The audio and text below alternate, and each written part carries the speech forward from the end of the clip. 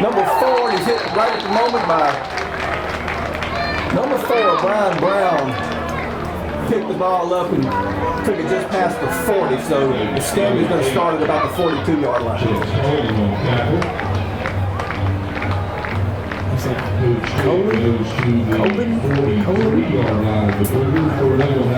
I think that tackle's by Chance Coleman, number 8. All right, number 2, Landon Sims is the quarterback for Escambia. And number 11, Jadarian Nettles is the running back. 2 really good players. And here we go for the shotgun. And those are the 2 guys from last year, so we know that they're going to be strong. But hand off to Nettles, and we've got him backed up back on the 40 or so. He made progress back up to about the line of scrimmage. He's second about 10. Assisted by number 7, A.J. Harris. No gain. Second 10. Now, Glenwood's defense last week held Bessemer to only 5 first downs in the whole game and 65 total yards rushing and 59 passing. If they can come with that kind of defense, then it's going to be an interesting game, but we have to wait and see. Here Sims in the shotgun again. And we got a flag on the play. The play is blown dead. Delay of game. Back judge watched the clock. Made the call. 5-yard penalty. Second down at 15 from about the 38-yard line.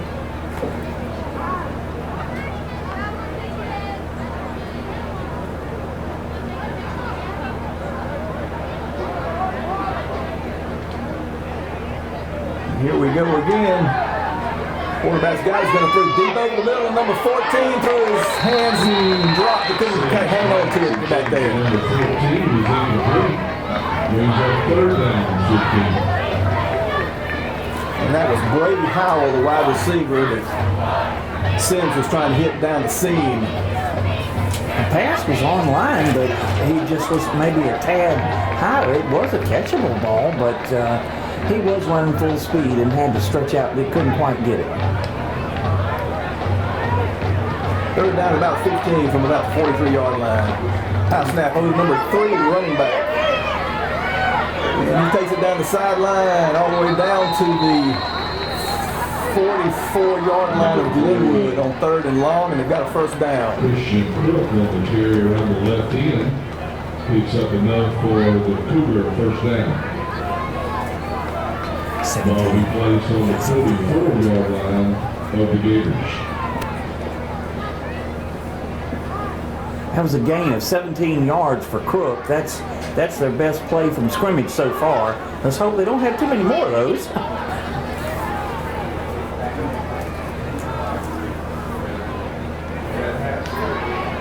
First and 10 from the 44, from the Glenwood 44. Quarterback's going to keep it, take it inside to about the 39-yard line where he's tackled by a host of Gators. Keeps the ball up the middle. Tackle led by number 7, A.J. Harris, and a host of Gators. Play gained about 4 yards, 5 yards. That didn't look like much, but he made 5 yards out of what looked like it should have been like a 3-yard gain. I don't know. I guess he just followed that big number 52 and number 54 in the middle of the line. Those are some big gentlemen. They are big. Quarterback's under center. And I formation for running backs. Can head to the fullback. Powers down the middle. Play gains about 7 yards and a first down for the Cougars. Right up the middle. Cougars pick up another first down. It's number 10 was in back. I don't. J.J. Stevens. Yeah, that's a name that we're not familiar with, but give the guy credit. He got 6 yards and a first down. Split backfield. Quarterback right between his 2 running backs. High snap's going to hand it to number 11, Nettles. Still running. Goes inside, breaks a tackle, and hits down to about the 17-yard line. And Tackled by A.J. Harris. Made by number 7, A.J. Harris. That's another first down. Another Cougar First down for the Cougars. Be credited for 15 yards on that run.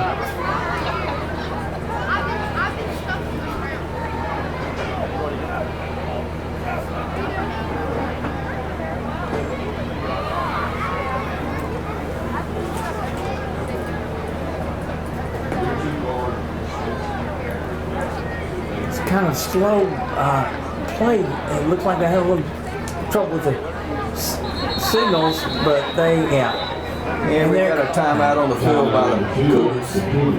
that looked like they weren't in sync at all. So, and getting that close, you've got to understand they would do that. So So, remind you one more time, So there's a timeout on the field. 8:39 to go here in the first quarter. No score, but Cougars moving the ball down on about the 17-yard line. 50 tickets. Don't forget to pick up your Boston Bucks tonight. Show up to be open until 11 after the game. Yeah, pick one up already. Pick one up. Boston Bucks. Thank you for everybody that participated in selling Boston Bucks. Next one's 30 guns in 30 days, 30 for 30 in the month of November. Tickets are being sold at the front gate.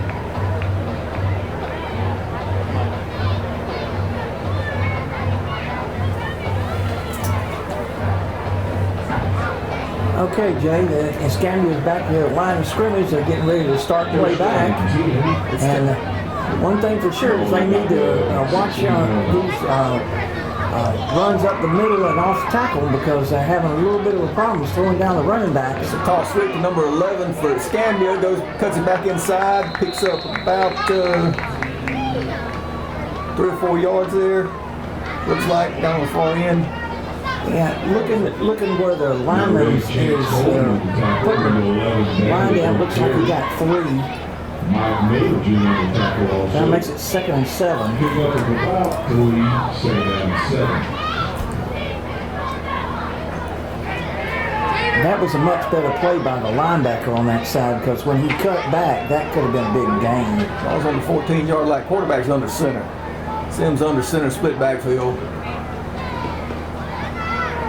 Drops back to pass. Going to take off with it down the left sideline. He's going to run it. There he goes. And don't have a signal yet. Touchdown for the Cougars. Snuck it in over there by the pylon over on the left-hand side. That was a nice drive by the Cougars. 8 plays and 57 yards. That main thing it looked like to me is they were able to do what they wanted to do, running the ball, and that's something that Glenwood usually takes pride in. So hopefully they can make some adjustments as the game goes along to be able to slow that running game down. And here Sims, the quarterback, is also going to be the extra point kicker here, number 2. Your holder, Jamarian Hood's going to fake it. Going to run inside with it for the 2-point conversion, and it's good. Ran right up the middle on the Gator defense, and it's 8-0. 7:48 to go here in the first quarter.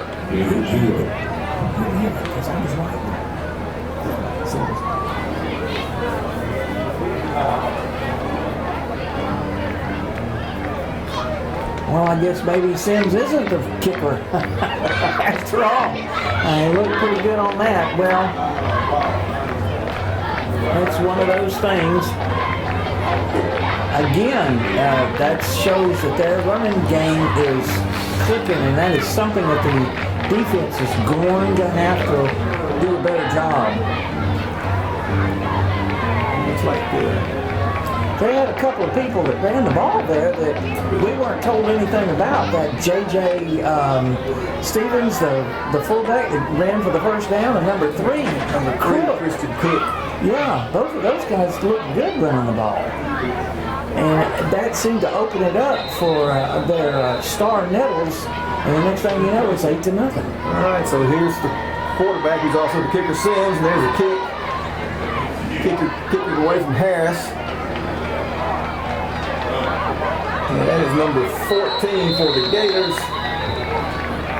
Neville Dean ran that kick back. They took it back to about the 32, 33-yard line for the Gators, be their first possession of the game. Brings the ball out to the Gator 33-yard line. First and 10 the Gators. Got credit for an 18-yard return on that.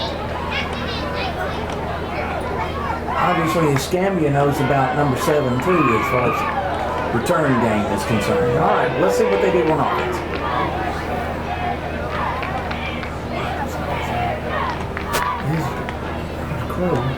Dallas Crow, the quarterback in the shotgun, is going to drop back and throw it.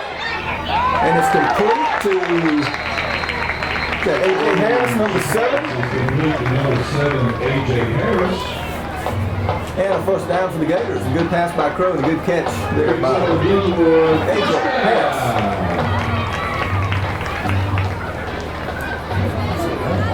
We got 11 yards on that. I had him written down for 10, but he definitely got it a yard further than the 43. He's on the 44. Dallas Crow in the shotgun with Aaron Burton behind him at running back. 4 wideouts.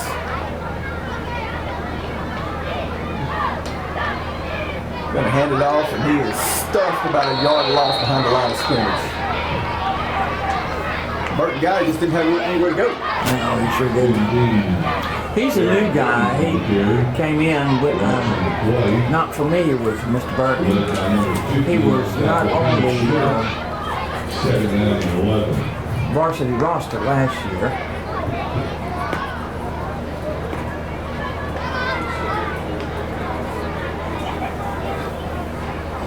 Second down and 11 for the Glenwood Gators at their own 44-yard line.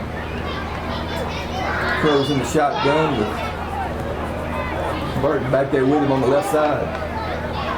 There's the snap. And Dallas Crow is sacked back on about the 33-yard line. So loss of 10. The loss on the play. Back to the 33-yard line. Third down and 1. That's not exactly what we wanted to see on the first or the initial time. And after that first down with that 10-yard pass, it looked like they were going to do a little bit, but I think they're a little disappointed. Timeout on the field, third down and about 21. We'll take a break. Looks like the Glenwood time.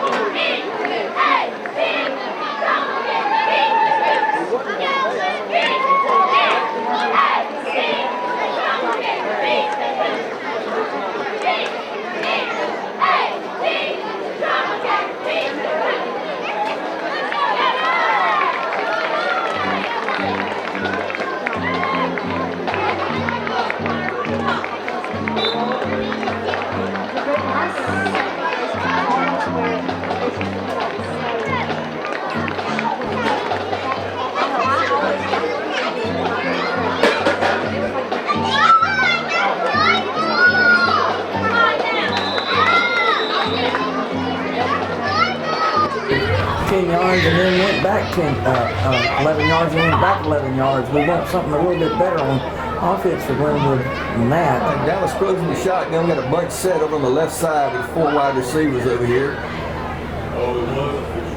Here's your snap. Crow's got it. Oh, nice pass. A.J. Harris down the left sideline. He's close to a first down. I think he got it at the 45-yard line. That was a really nice play. Really nice play by Glenwood. A good throw by Dallas Crow. Good throw and a good catch and run by A.J. Harris, too.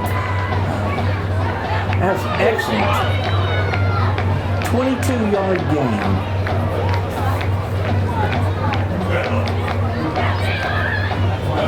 Big first down by the Gators there. 5:15 or so to go here in the first quarter. The Gators had the ball first down at the 45-yard line of Escambia. I think they see something too.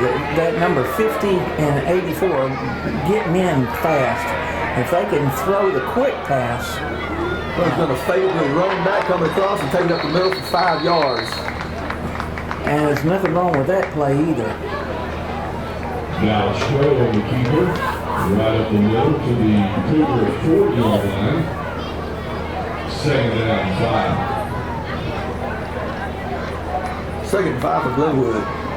Crow got 80 yards last week running the ball and was the leading ball carrier for Glenwood. So we know he's got speed and moves. We just hope he can get out in the open. Don't you agree, Jack? Yes. He's going to hand it off to Burton up the middle. He's going to pick up a couple yards, tough yards inside. Number 7. It'll be 3rd and about 4. Long 3.5, 4 yards. Number 15, Aaron Burton, up the middle to the 38-yard line for the Cougars. Brings up a 3rd down, about 4.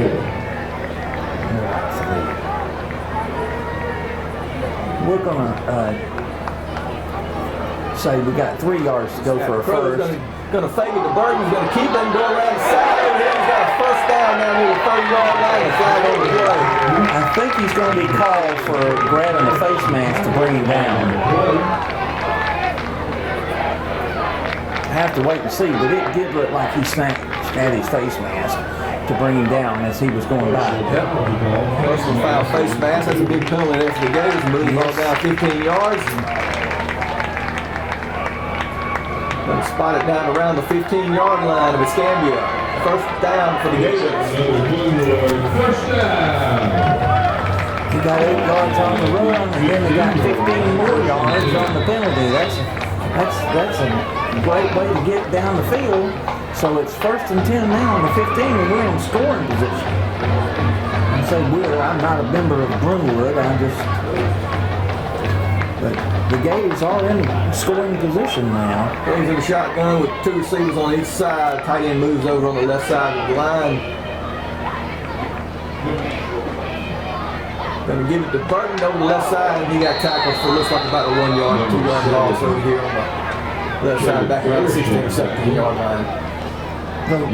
Their linebacker number 7 just shot through. He was not touched, and Burton didn't have it. If he could get by him, he'd been all right, but he just didn't have a chance to really get going there.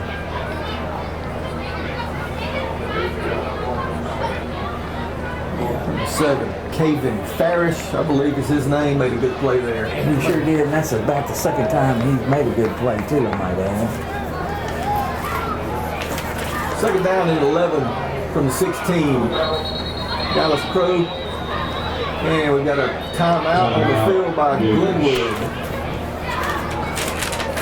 Now, if I'm not mistaken, Glenwood had already gotten a timeout earlier, so this will be their 2nd timeout, and it's still in the 1st quarter. But I feel like the coach feels like that this is a key down for them.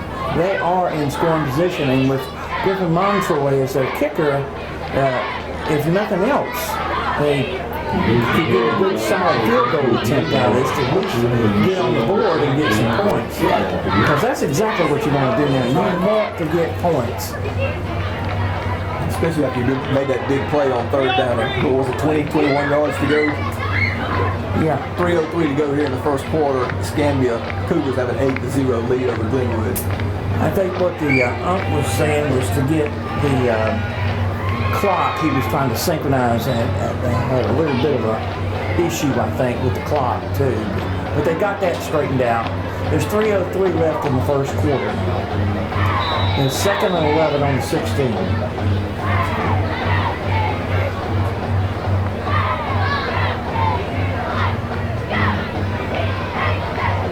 Goes in the shotgun with his running back Burton, number 15, to his right.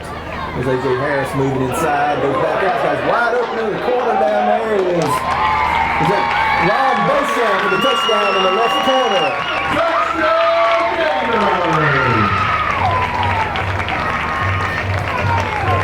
Nice recognition by Crow, and a good throw. Ron Beauchamp was wide open in the corner of the end zone. He also had A.J. Harris down about the 5-yard line, and he threw it to Beauchamp and got the touchdown. Griffin Montroy for Glenwood into the game for the extra point.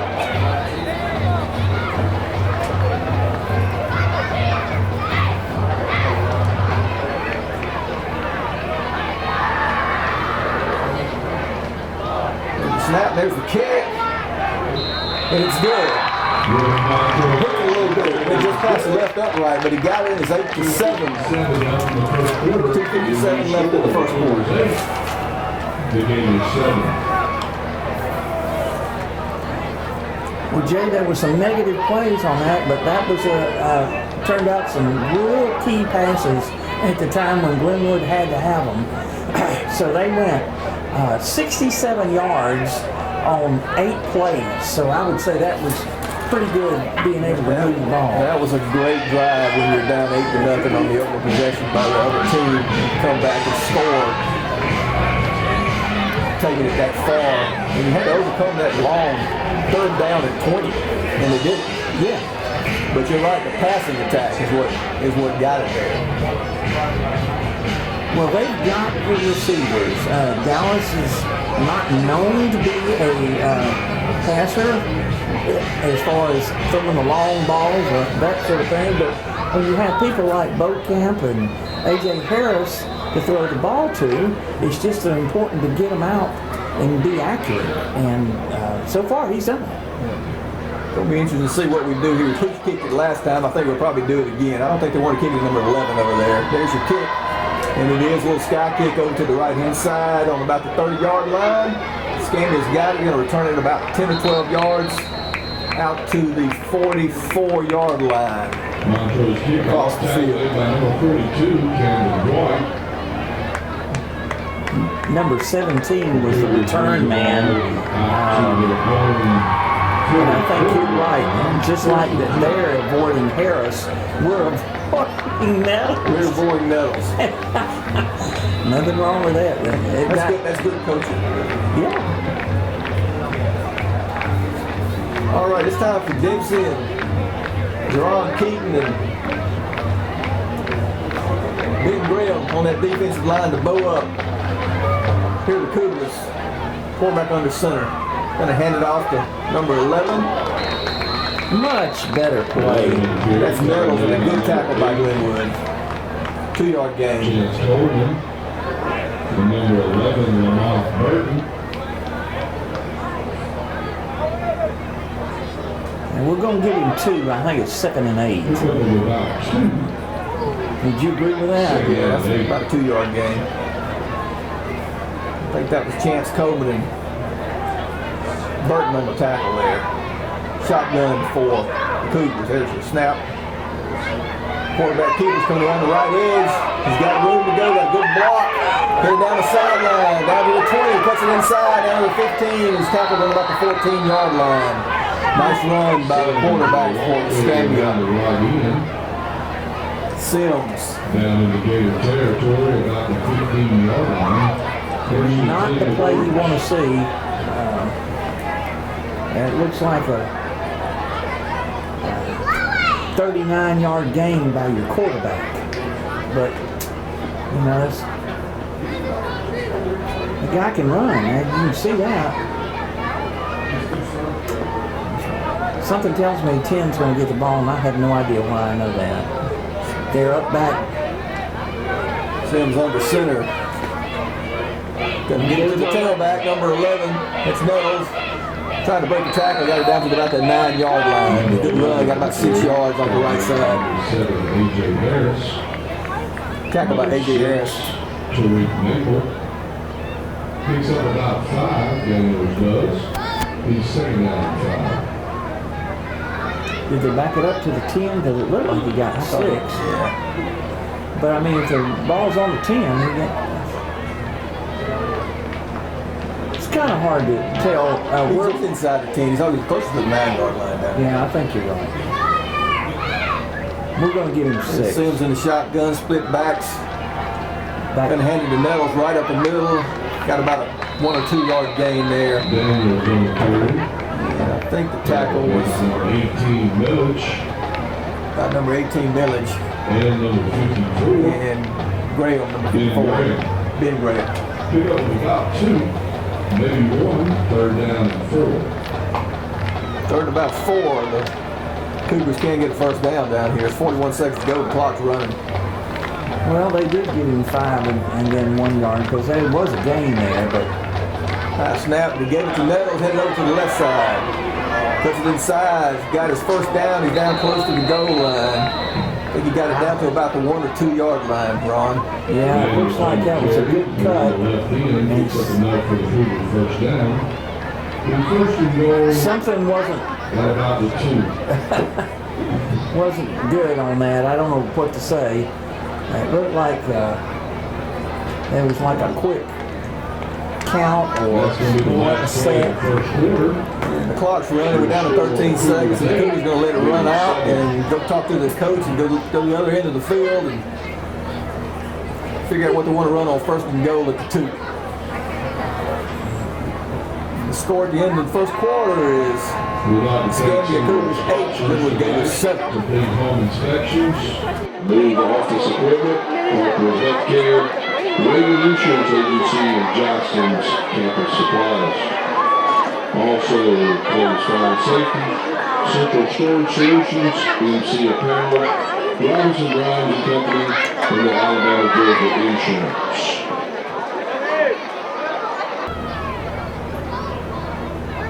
Okay, here we go. All right, the Cougars down on the Glenwood 2 yard line, right in the middle of the field. Sims, the quarterback in the shotgun. Got a fullback number 10 right up there. He's going to give it to number 11. There's a shot. Nettles. Between right guard and right tackle. Walked in the end zone with it. Good blocking and a good touchdown there by the Cougars.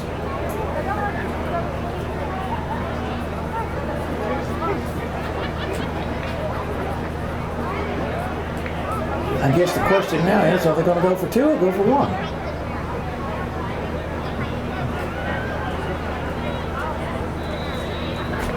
So your quarterback Nettles is the kicker, maybe.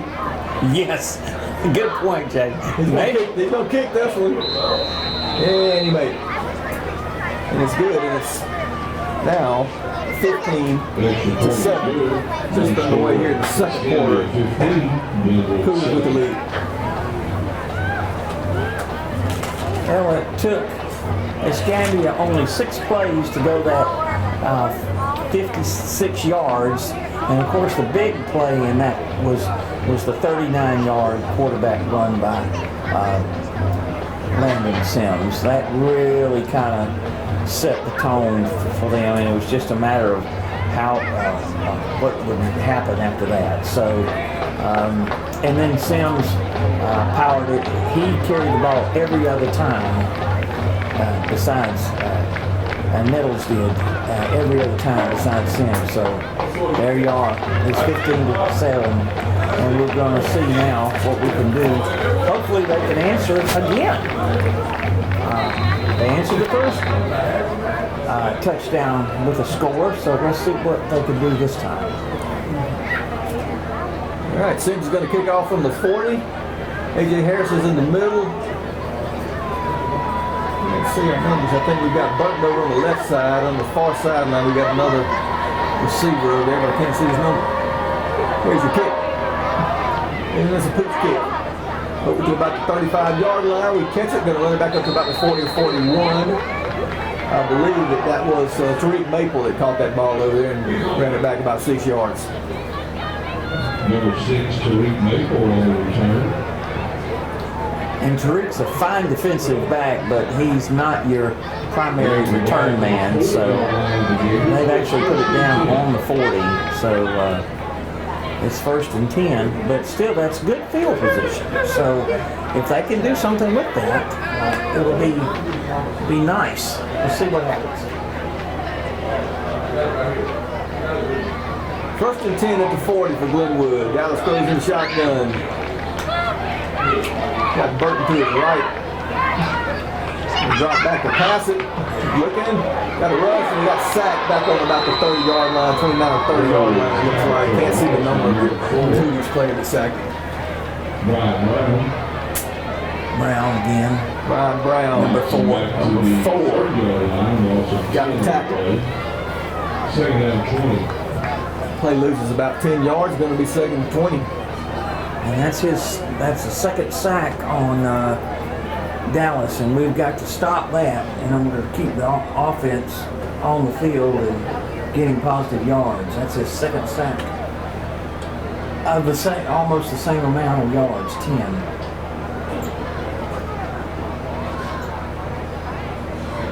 Here's Glenwood, second down and 20. They'll throw a swing pass out here to the right, and it's incomplete. He's trying to get Ron Beauchamp to move on the far right side. A little short, there's going to be third down and 20 on the pass. Well, that is his first incompletion, so.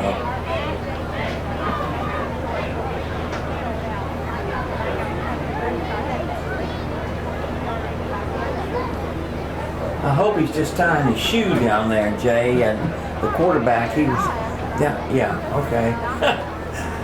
We got 15 seconds to snap it. Yeah, and it took 10 seconds there to tie his shoe, and we're about to run out of the clock there, young man. Down to 7 seconds, we're in the shotgun, got 4 bunch receivers on the right-hand side, 1 on the far left. Coach guy, he's going to try to run with it, and they're going to get it back on around the 24-yard line. There were 3 Escambia Cougars back there chasing Dallas Grove. They got him. And no Glenwood blockers.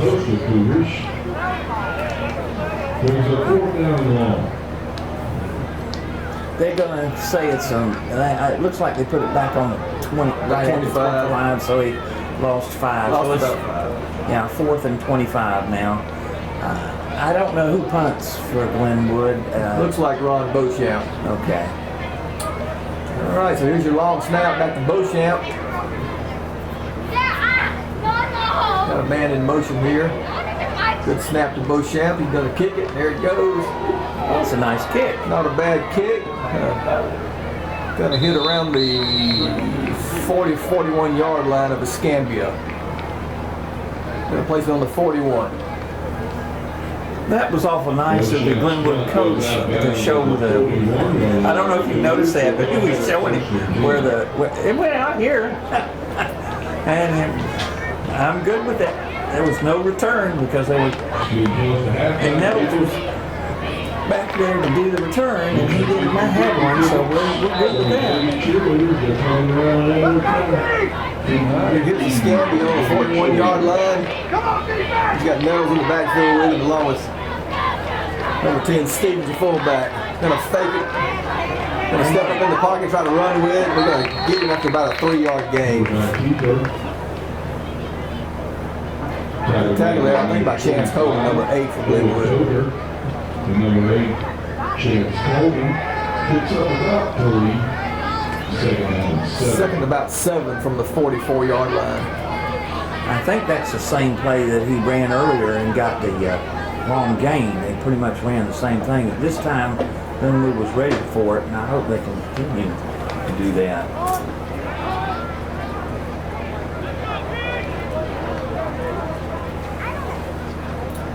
Snap. Hand off to Nettles. Breaks the tackle. He's down the sideline and down to the 15-10. 5 touchdown for Escambia. He just left everybody down the left sideline. Sure did. Touchdown Cougars. My goodness, that was a good run. That was 56 yards. Jadarian Nettles.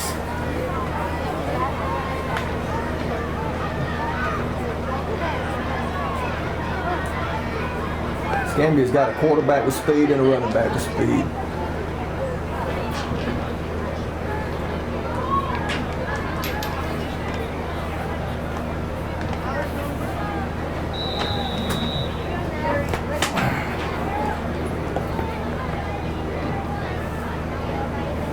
Okay, and here's your. Looks like they're going for 2. For 2. They've got the quarterback in the shotgun formation along with the fullback off to his right. Man, they fake it to the right, give it to a little wing back on the coming out the left side. They got a penalty. We got a penalty flag on the play. We stopped him at the 5-yard line. But there is a flag on the play. Yeah, number 22, Kelly, I think is his name, was the guy that was carrying the ball, but he has face mask on.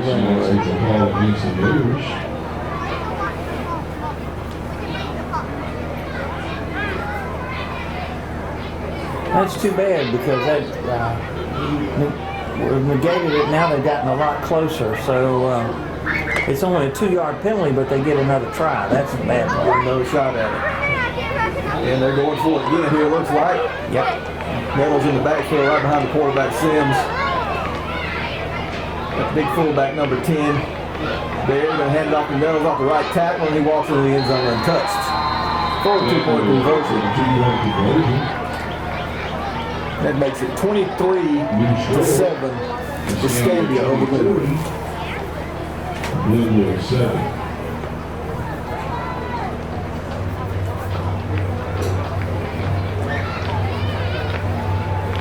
$9:14 remaining in the first half. Well, that work didn't take very long on that. Essentially, they scored in 2 minutes. Big plays. Yep, big plays. Two plays to go 59 yards, and it was almost, it was just under 2 minutes from the time they scored their first touchdown of the quarter. So,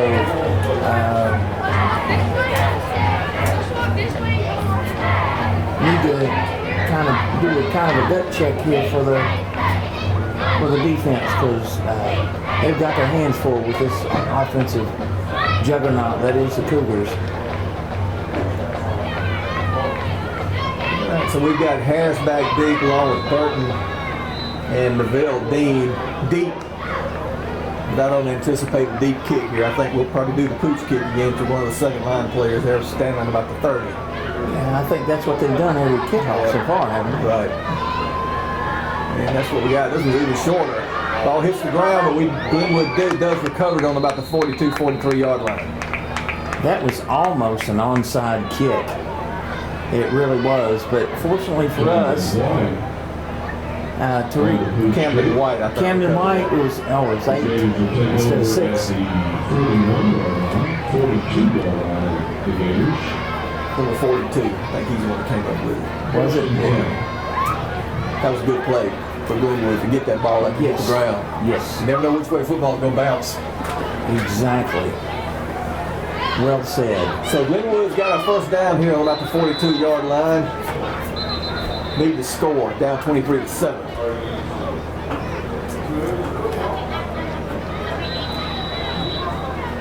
And the officials reset the clock, I believe. Yeah. Oh, the play clock. That's what it was. Dallas goes in the shotgun. We're going to hand it off over on the far sideline to Burton, I believe, and he got about 10 or 12 yards close to the first down. I believe he got it. He did. He did. Nice run. Really good run by Burton. On the carry. Picks up Glenwood. First down. In the Cougar territory. Ball will be placed at the 47-yard line. Aaron Burton. Good run there. Broke a tackle at the end to get the first down. Ball's in Cougar territory now on the Cougar 47-yard line. Wow, that's a nice 11-yard gain, and that was his best run of the night, so hopefully they can keep that up. Take some pressure off of Crow trying to throw when he wants to.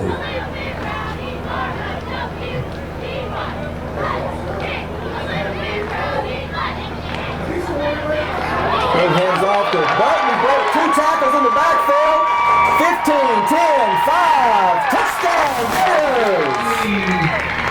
Aaron Burton.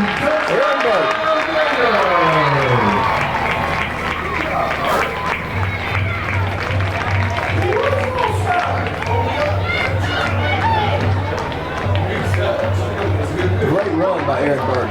Wasn't it though? The main thing is he looked like he could have been stopped for a no gain, but he broke that first tackle, and when he did, I don't know what happened there, but they let up, and we thank you for it.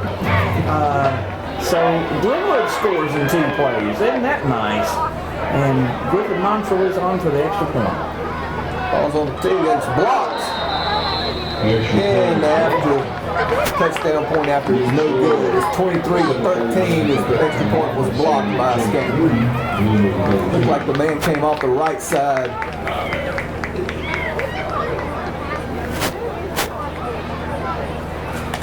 I hate to say it, but I think it was that man again, number 4, Brian Brown, that made the block. But I'm not 100% sure. It was 4 or 7. I couldn't tell. 4 and 7 have been all over the field. Making plays all night. Yes, they have. Yes, they have. Well, we knew that Escambia, and I say we, I know that you did some scouting before the game started too. We were aware that this is a good football team, and Glenwood was going to be challenged. When you beat the defending Class 3A champions by 16 points at their place, and here they're back on the road playing the other team that was in that same championship game with some of the same players, then you know those guys got to have a good team. These guys are good-looking football players too. They're big and they're strong-looking, and obviously got speed. Yeah. And for a AA team, they have an awful lot of players. They do. They sure do.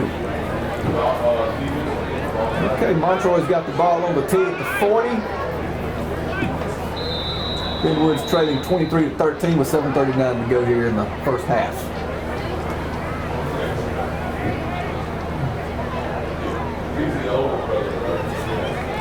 Christian Crook and Nettles are back deep. We're going to probably push it. No, he's going to kick it deep. But he didn't kick it to 11. Getting far enough. He kicked the thing. His ball was dropped over there. He's going to be picking up. He's running down the side with it. Over toward the press box side. All the way to the 40. And we caught him on the back of Glenwood's 47-yard line. Really good return there by Christian Crook after he dropped the kickoff. There's a holding penalty. Got a flag on the play and a holding penalty on the Cougars. That was a preliminary signal, yes. It was a holding penalty. That penalty is going to be a huge penalty because it's going to be marked off from the spot of the hold. Right.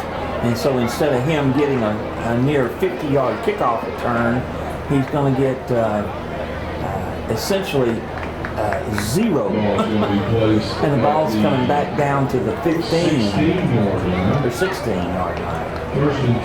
Which is where he caught the ball. He caught the ball, that's right.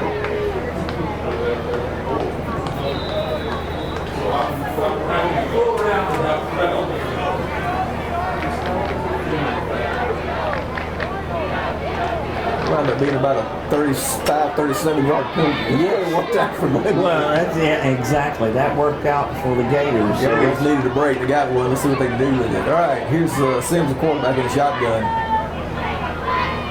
Hand it off to Nettles. They fake it coming right in out there. And we got him for about a 2 or 3 yard gain there. Good tackle by Hughes Gators. I see Chance Coleman over there. I believe one of the players made the tackle. It looked for a minute like he was going to have no gain, but he spun out. Tariq Maples also in on that tackle. Well, unfortunately for them, their number 1 who just had to limp off the field with a bad ankle. He's one of their receivers. That's Haynes, the wide receiver. Mm-hmm. All right, second down and about 7. Ball's on about the 19-yard line. Yes.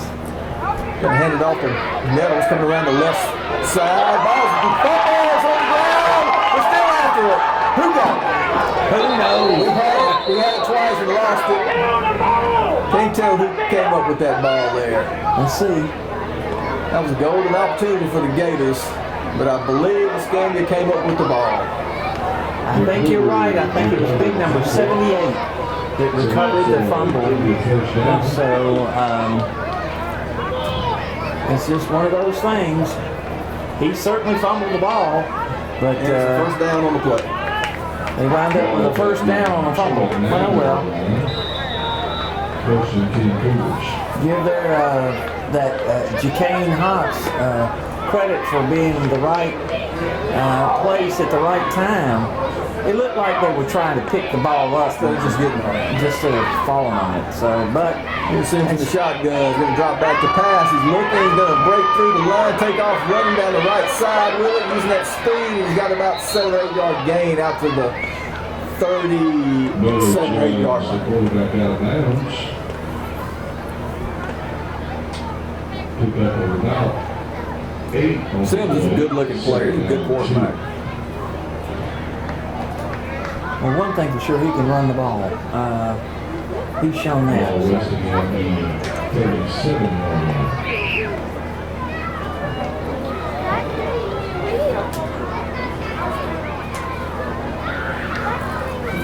We'll have some individual totals at halftime for both teams, and be glad to relay that to the. Going to have a handoff here to number 3, and that is Crook.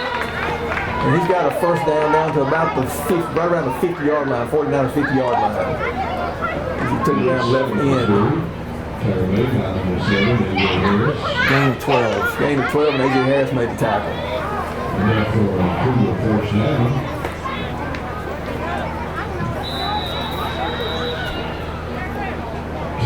Timeout on the field.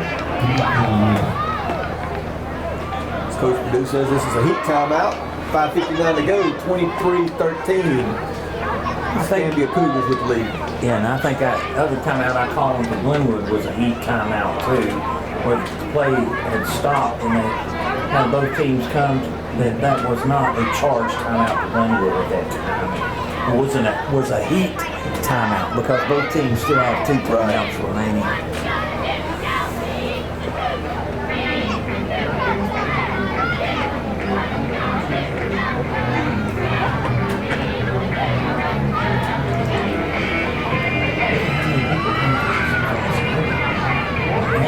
That's not exactly what's going on.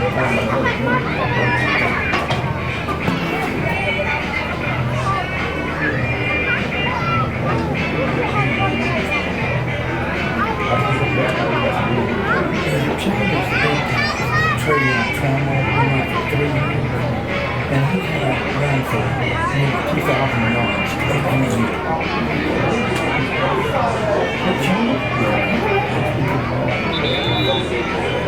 I don't know, because you know, the guy that's the coach that used to be here. Yeah, well, I know, because they played Bessie Branch championship game. He was the coach, and they got beat bad. That was a game in trouble. Okay, we're back. First down and 10, just shy of the 50-yard line for the Cougars. They're headed to my left.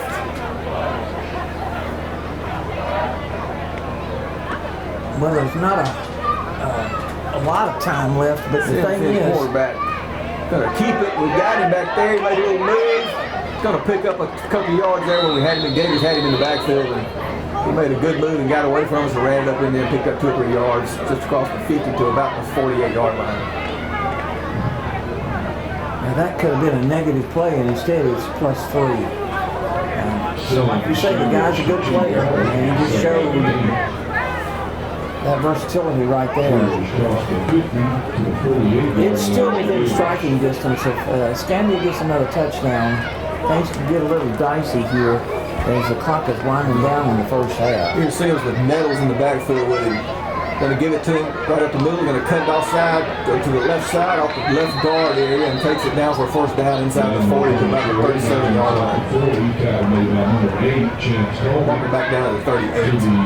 Gators 38-yard line. First down Cougars. 10. That's a gain of 10. Sims. Hands off again. Is that number 11? Yes, it is. Nettles, the workhorse, takes it for about 5 or 6 yards off the left side. And go down to the 33 now, it looks like. Is that, would you say that's where it is, 33? That's what it looks like. It looks like it's gained 5. 32, 33-yard line. Yeah, just longer than 5, looks like. It's kind of hard to tell. For those folks that don't know, the game was delayed a half hour because we had a real strong rainstorm and lightning too. We had to be careful and not have anything happen. Got a whistle and a timeout by Escambia here with 4:01 to go in the first half down on Glenwood's 32-yard line. So we'll take a timeout for us to our sponsors to get their word in.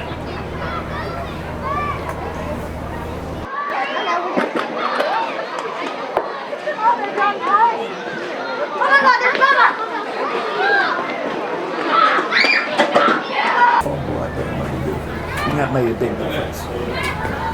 That's a good point too, by the way.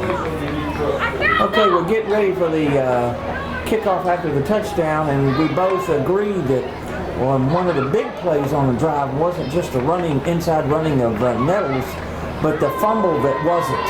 At least it was not recovered by Glenwood. Kick, and it's caught on the run by the Cougars.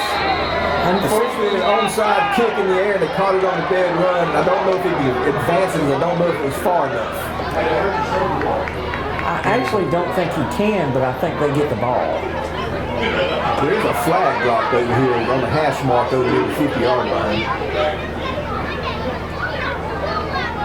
They get that pooch kick and caught it in the air. The ball got about 10 feet in the air, and the little wide receiver, I'm guessing, caught that ball and just took off with it. Yeah, and it looks like they're going to call that an illegal touch.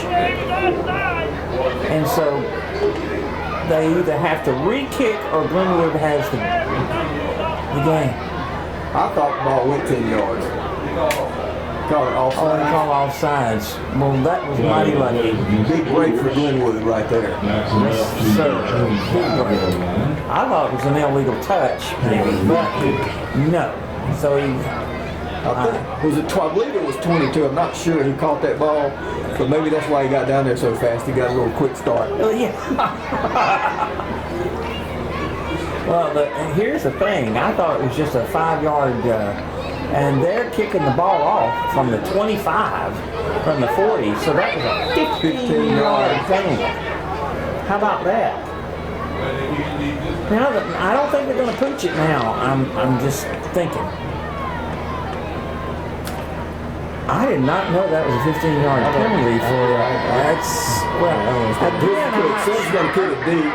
Oh yeah. Ball goes over our head. We got to get it. It's a free kick. We got to pick it up. And we do. I think that's a Bosan's guy there. Is that A.J. Harris with it? That's A.J. Harris coming down the sideline. And he's going to run it back to the 40. There he goes. 50, 45, 30. All the way down the sideline. A.J. Harris is going to take it all the way back for a touchdown. How about that? No flags on the field that I see. Touchdown.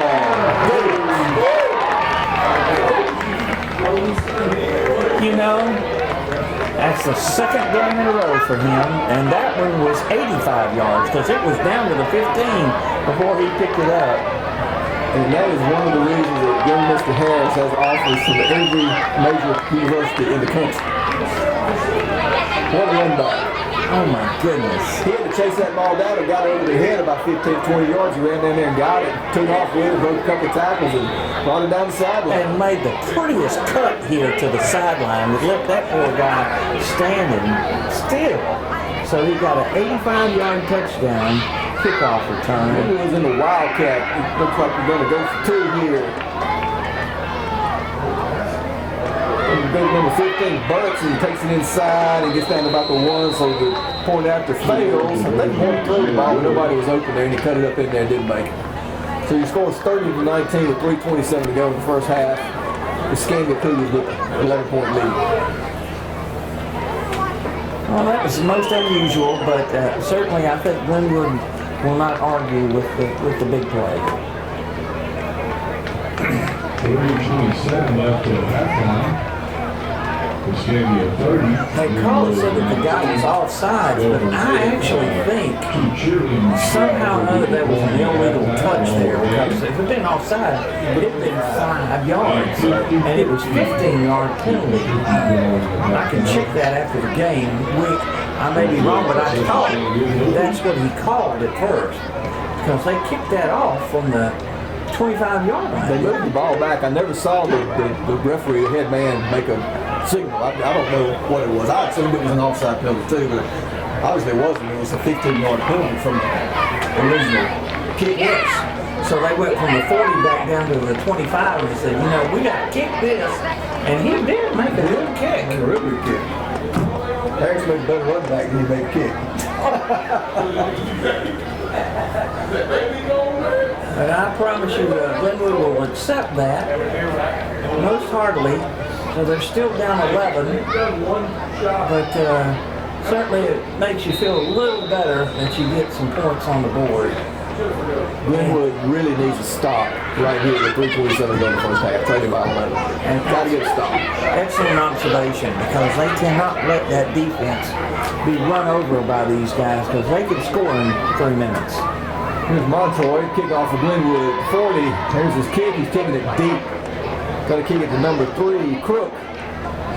Crook's bringing it up the middle, looking for a block. There he goes. Got hit around the 35-yard line by number 18, Glenwood, and that is Mike Millage.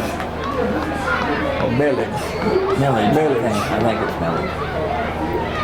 Again, a new player for Glenwood, but that was a nice 19-yard return for them, but I think Glenwood's was a little better. But anyway, it's 1st and 10 at the 33, and the key is, can they slow down this powerful Escambia running attack? Here's Sims in the shotgun. Then hand it off to Nettles off the right tackle.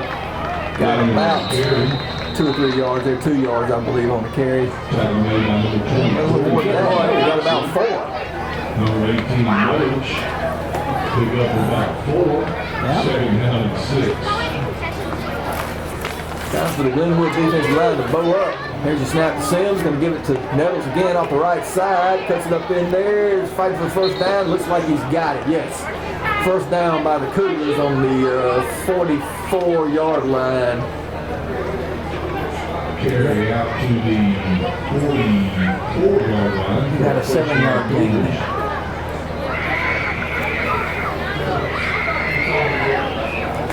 I don't know why, but the clock, there we go. The clock was not, I guess I had to wait for the change. That's what it is. Sims with the ball. He got pressure on him. He gets the legs. I'll take it down the right side. Flags on the play. I think that's going to come back with a holding penalty. Well, there's another penalty that's not going to be so good. He carries it down to the Glenwood 47, 48-yard line, but I think that's going to come back. Well, not only did they have the bad, but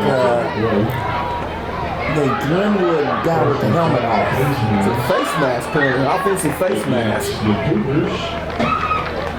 They ripped his helmet off.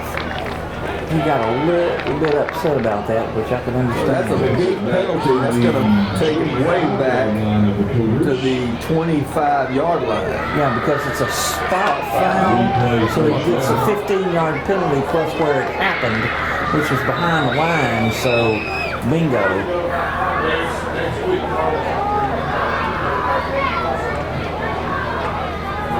So they wound up losing about 23 yards. There's the snap. We're going to hand it off to Nettles coming around the left sideline, and he knocked him down around the 32, 33-yard line. Looked like a good tackle there by A.J. Harris. Another flag. Have no idea. There's another flag on the middle, and the holding penalty. Is that right on this game? Well, that was the that's the preliminary call. So let's see what happened. Yep. They're backing up from the 26. Yeah. Half the distance. So you're right. Replay first down. Back on the, what is that, 17, 18-yard 17, yeah. Yard line.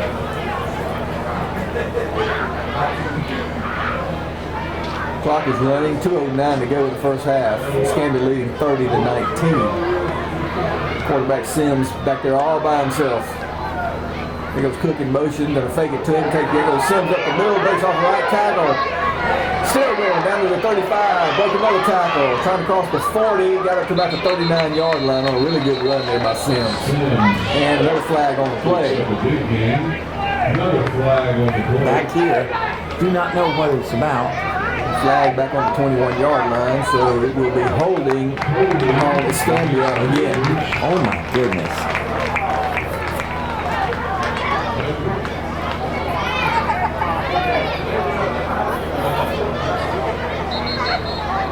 Now the ball's back down to the 11.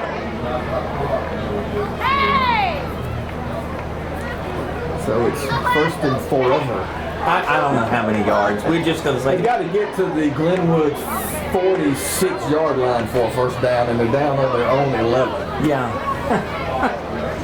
That's too much math for Mr. Frazier. Yeah, we ain't figuring that out. 1 41 to go. I think they're going to adjust the clock. Official wants 131, I believe. There he goes. We're all for it because we don't want to give them a bunch of time anyway, but yeah. It's 1:31 left to go before halftime. Well, turnover would go a long way for Glenwood. Oh, yes, it would. Let's see what happens. Here's a shooting throw the ball right down the middle, complete at the 25-yard line. And a tackle by A.J. Harris. I think number 3 was the receiver. No, cool. It wasn't 3. It was a guy named 11. 11 caught the ball. Yeah. He threw it to 11. That was a good throw and a good catch. On shot, he can catch the ball too. That's just what they're Sims doing. back there all by himself in the backfield. There's the snap. Looking over the middle. We're chasing him. He's running down the right side. Glenwood's got him sacked back on about the 18 to 19-yard line. And Coach Gibson calls a timeout with 47 seconds to go. Timeout. Gators. Timeout Gators. 47 seconds left in the half. Looks like they got him for a 6-yard loss, and it's now 3rd down. That was a big play. And Glenwood still has one timeout left.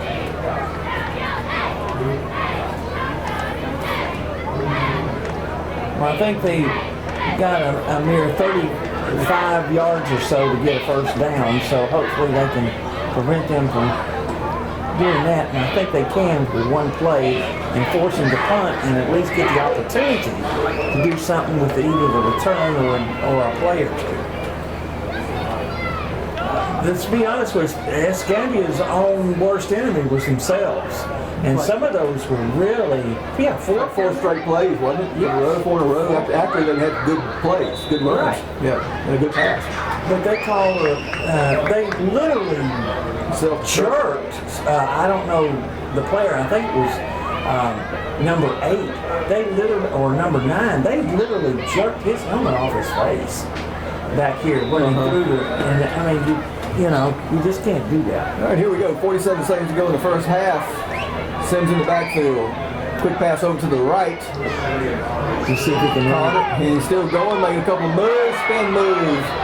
And A.J. Harris knocks him out of bounds around the 40-yard line. So they got some yardage back there. Got out of the hole.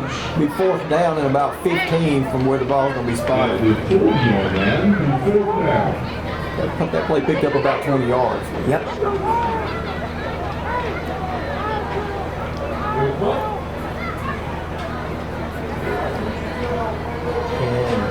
Neville Dean and A.J. Harris will be back for Glenwood to receive the punt by Sims. That punter's number 2, isn't it? Yeah, quarterback. He kind of does everything.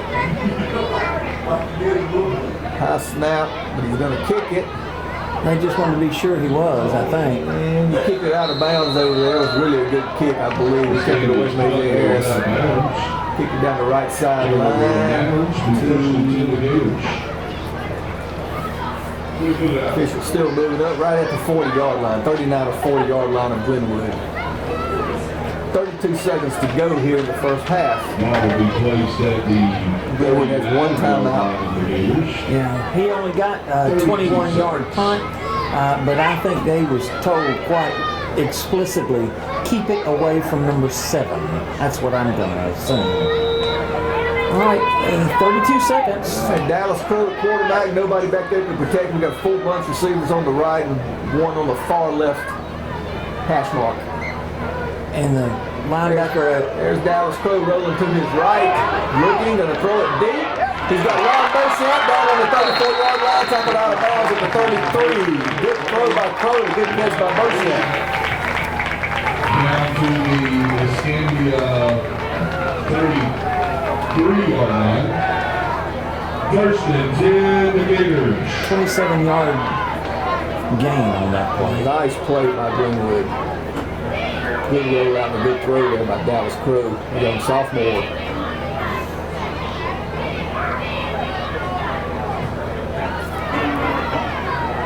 Crow's in the backfield with It looks like Burton. Yeah. Back there with him on the left side. 4 wide receivers, 2 on each side.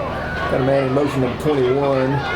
So he's going to throw it deep down the right sideline to 14, and it's broken up nicely by the Escambia player down there. We were trying to get to Dean, number 14. And the defensive back for Escambia, number 22, who is Devin Carey, made a nice play on the throw. Knocked it away. 19.8 seconds to go.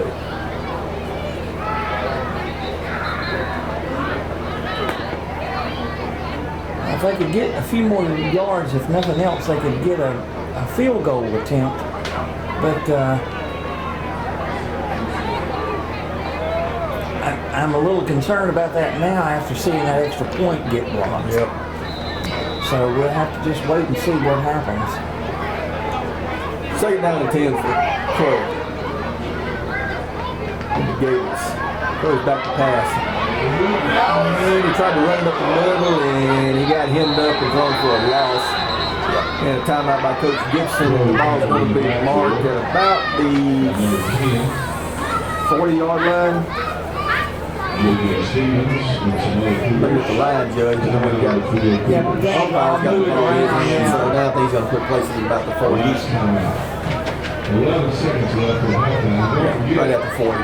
We have the Escambia cheerleaders coming on the field at halftime, along with the dance team from Glenwood, 11.8 seconds to go. cheer squad from Glenwood, and the band. We need our 50-50 job. I think the Glenwood is out of timeouts. The scoreboard says we had one, but Coach Gibson just took one, so I think that was the last. No, that one is the guest. That's for the guest over there? Yeah, Okay. that was their last time. That is Gilmore's last time out.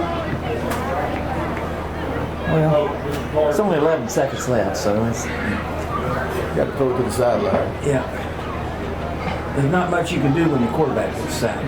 If you don't stop the clock, that's the last play of that game.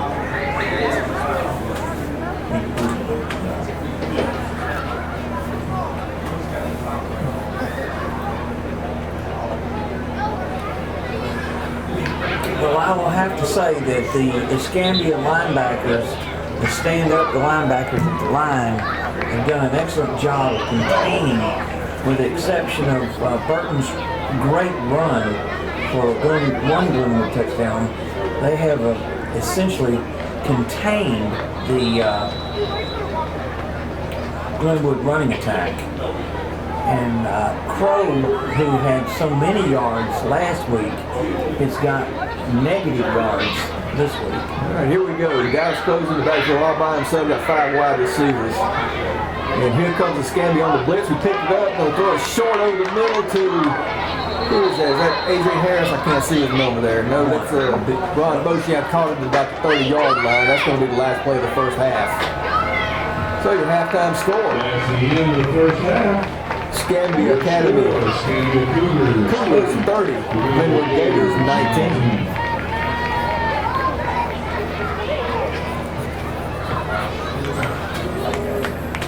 Wonderful 85-yard kickoff return. We're getting ready to do the second half kickoff, and I'm turning it to Jack.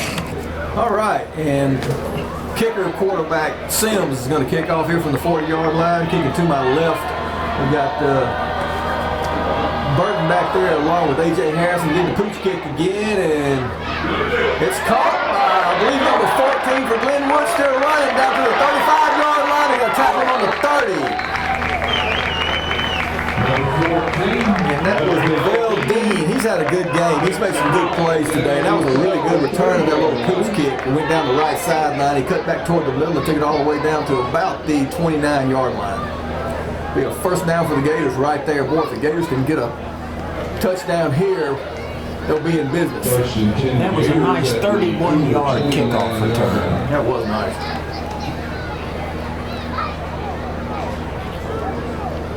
Okay, Gators going to open up here, 5 wide receivers, and Dallas Crow's in the backfield all by himself in the shotgun.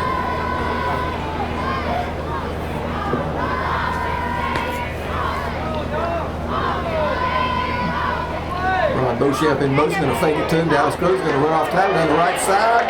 Got a nice gain there of about 6 or 7 yards down to about the 24-yard line or so. down to the 24-yard line. Pick up about 5, second down and 5. Second and 5 for the Gators.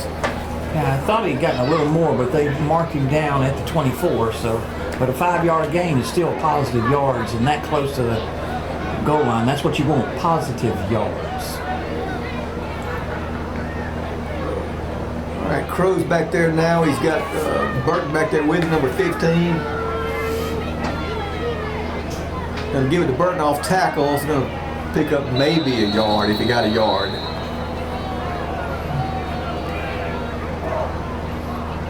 Number 15, Aaron Burton on the keeper.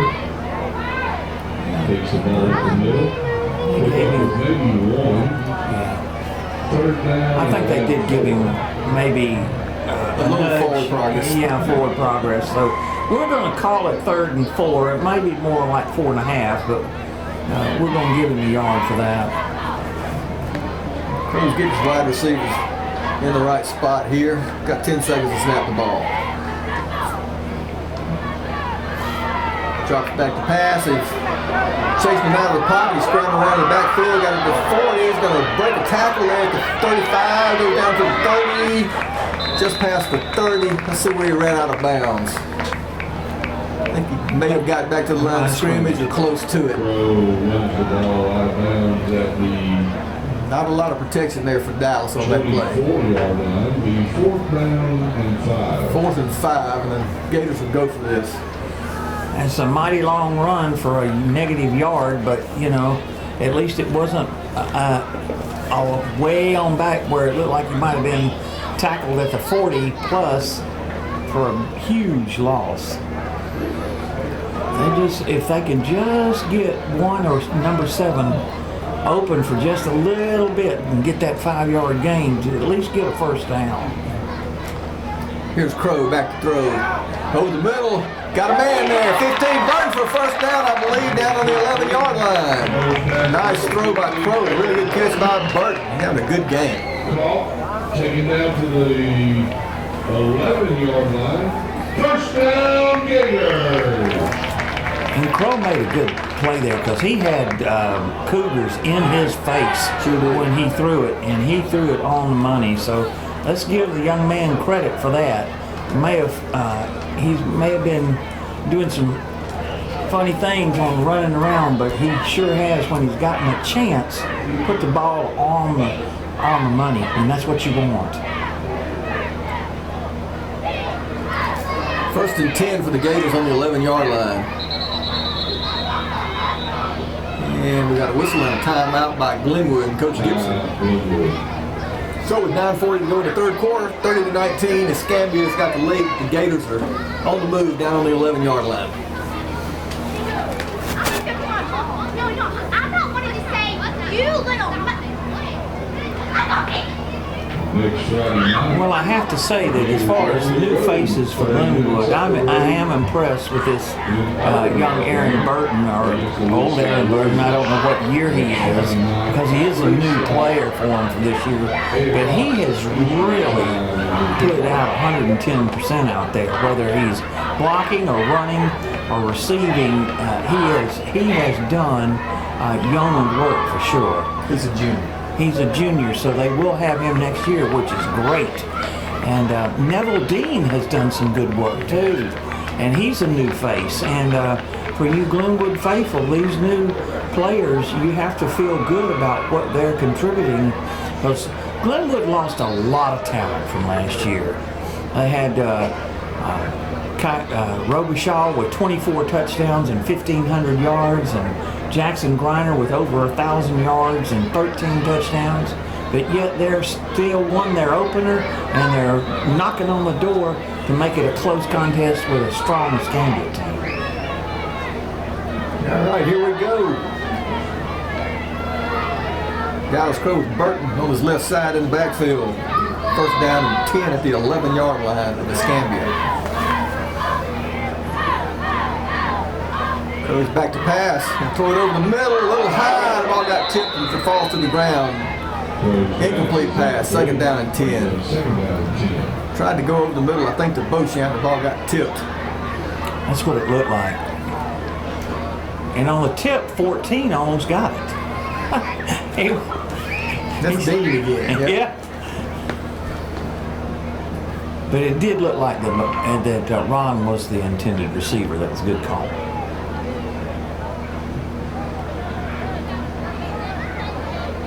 All right, so we got Beauchamp and A.J. Harris on the far left side over there. There's Dean in motion.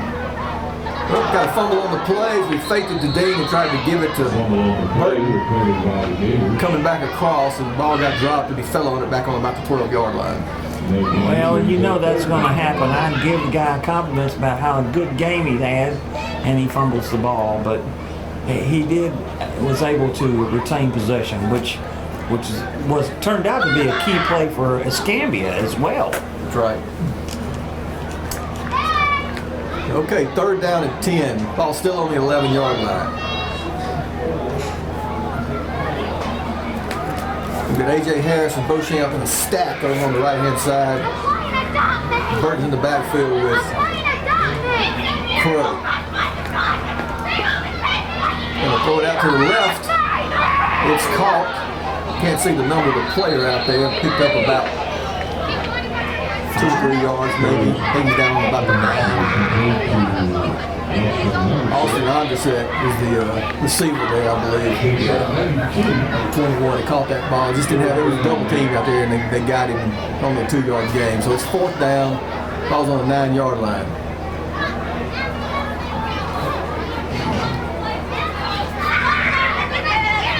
Looks like the Gators going to go for it. Well, this close, do you blame them? And they'd already had a kick blocked.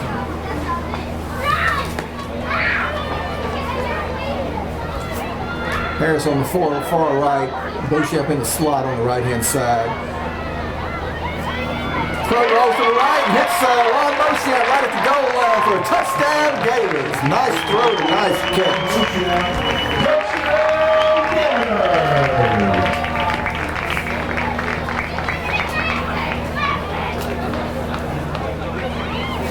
As far as the short game passing, he's been accurate.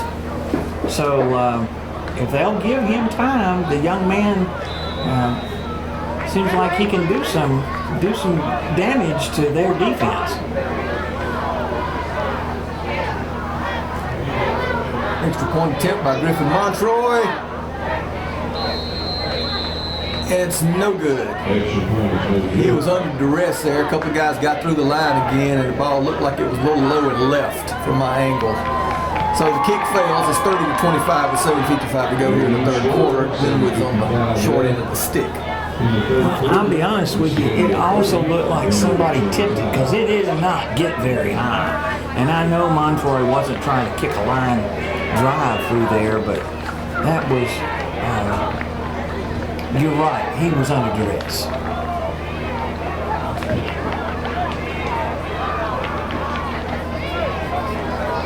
That was a good drive and a good touchdown there by Glenwood to score on the opening kicker possession of the 3rd quarter. Back in the game, down by 5.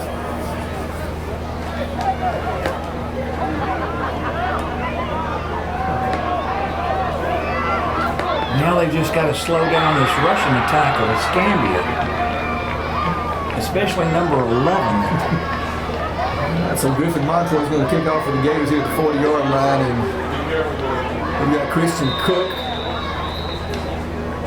and Nettles, number 11, back deep. What do you think, Ron? Going to do another little pooch kick here? Either that or they're going to kick it to the left. They're not going to kick it to the right as we sit. Because I don't believe they're counting on number 11 getting the ball. There's Montroy. A little onside kick there. The ball bounced up over the 50, but looks like Escambia came up with it. Got a good bounce there. We just couldn't get it. Escambia came up with it at the 47-yard line. Now that was a good recovery by number 9 for, that's Luke Bell. Made a good play there. Yes, he did, because there were plenty of Gators around the ball, but he was able to fall on it. First and 10 Cougars at their own 47-yard line. Cougars have a short field to work with. Great field position to start and play at the 47-yard line. Snap Sims. Give it to three. Number 3 goes down the right side, and the breaking tackles over there. Gets about 7 or 8 yards down that right sideline. Flag on the play. That was Christian Cook, the running back for Escambia.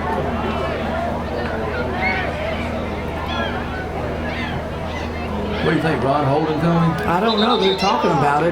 didn't see the time that I think they're trying to tell them they're running the clock or something. Yeah, I think the clock was inadvertently going. Let's see. It's obviously against Escambia, but I never saw a preliminary illegal block, chop block. 15-yard penalty there.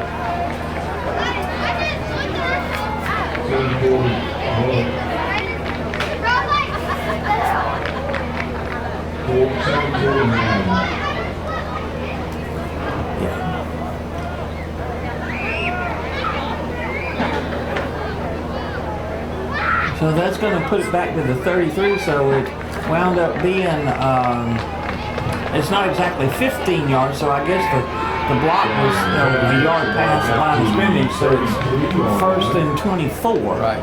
First down all over See, again. the Escambia coach is not happy. He's just over there talking with the line judge and just threw his hat, and he's still on it. I suspect that coach is not going to ask for this group to come back and do any of his games based on his reaction to the call. I'm just making that assumption. All right, first down and about 24, 25 yards to go here. Escambia's got the ball on the 33. Simswood is going to keep it. Come down the left sideline. Here it goes, 50. 33 didn't see him. 25, down to about the 20-yard line, 22-yard line. They're going to mark him out of bounds where he stepped out on about the 22, 23-yard line. That was a really good run. I don't know.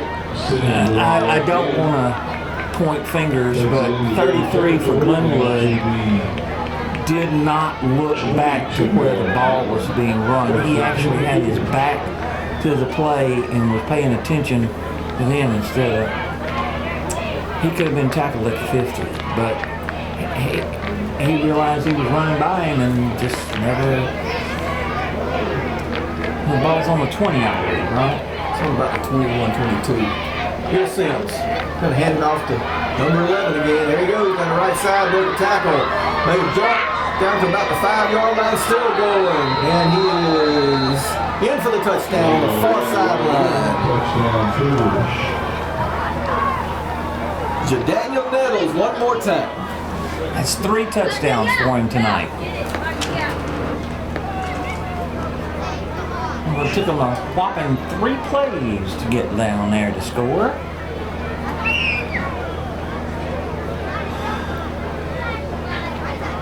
Didn't take him long to overcome the big penalty there, Ron. Yeah, it sure didn't. 36-25. Point after attempt coming by Mr. Sims. Or 2 points. We don't know which yet. Yeah. It's one or the other.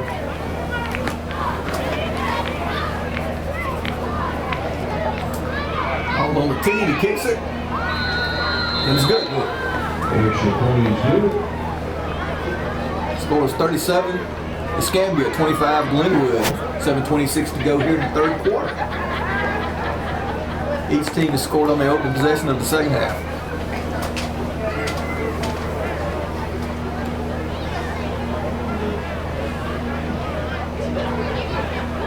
The only thing I can say is I hope Glenwood's ready for that little short pooch kick again. Because I suspect that's what's going to happen again.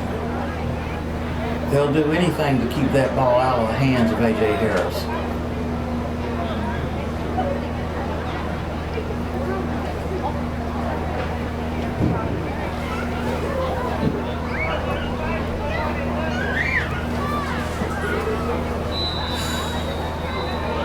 In fact, if you look, Glenwood's got pretty much a hands team out there. They do. Sure do. There's really no lineman. Kick. And a sky kick over to the left side is going to be caught by number 8. It's a fair catch. I believe that's Chance Coleman, number 8. Good catch there by Chance. And River will take possession at the 32-yard line.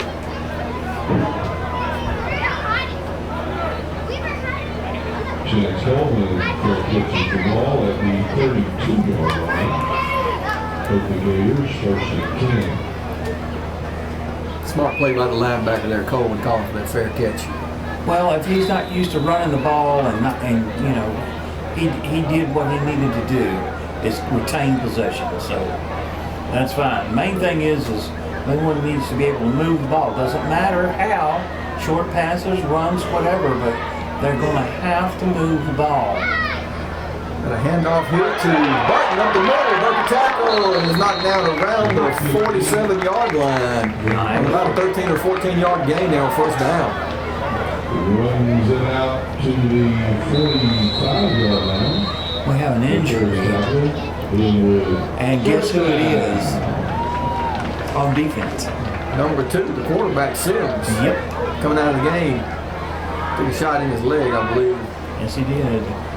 I didn't go to the game last week in Bessemer, but I'm impressed with young Mr. Burton, the running back from Glenwood, number 15. And he did not touch the ball that much. I think he had like 22 yards rushing. There were 3 different players for Glenwood that had 22 to 26 yards. So I don't know which exactly he had, but I'll have to say, I guess they were sticking with Crow because his runs were doing so well. But this guy's got some potential here to do some good things for Glenwood. Here's Burton again on the handoff right up the middle. He's going to pick up about 2 yards to the 50. Carry up close to the 50-yard line. Tackled by Holster. Cougars, led by number 60. Nick Kane, number 78. It looks like it's right on the 50, don't you think? Yeah. Those are the football.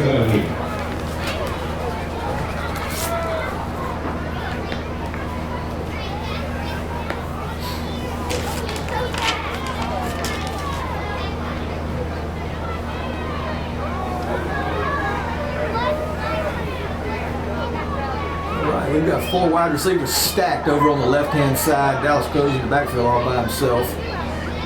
Dean's on the right-hand side. Crow's up with duress. He's going to throw it up. Number 14's going to run under for Glenwood. Dean's got it down to the 35-yard line. Dallas Crow had 2 men in his face when he threw that ball up. Dean ran under, made a good catch, and got it all the way down to the 35 and first down for Glenwood. Looks a little bit like backyard football, but who cares? It was a completion, and Crow did a heck of a job. All right, we got a heat timeout on the field with 6 minutes to go, 6:01 to go here in the third quarter. Glenwood's going to have a first down on about the 35-yard line of Escambia. And our football operations specialist, Mrs. Caitlin Blackshear. Thank you, ladies.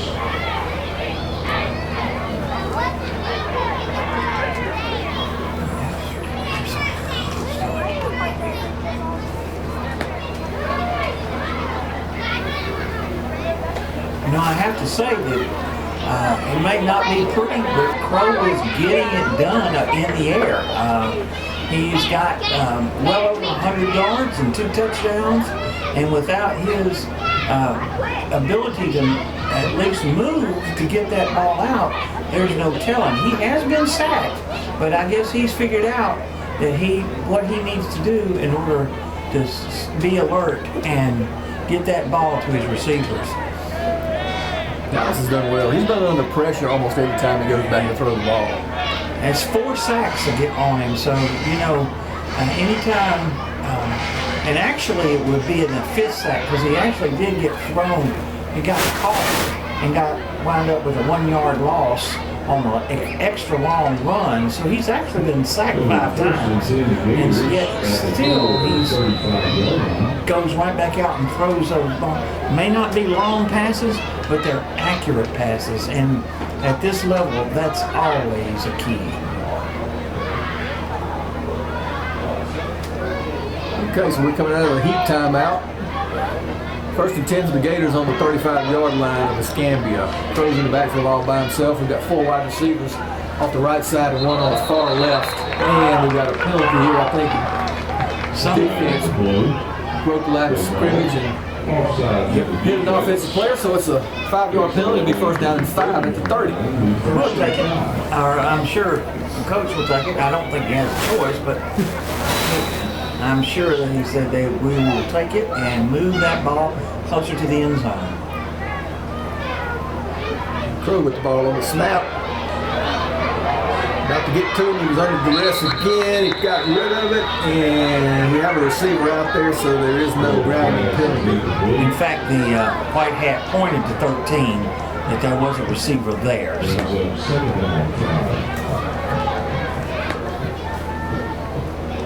Again, he did a good thing there.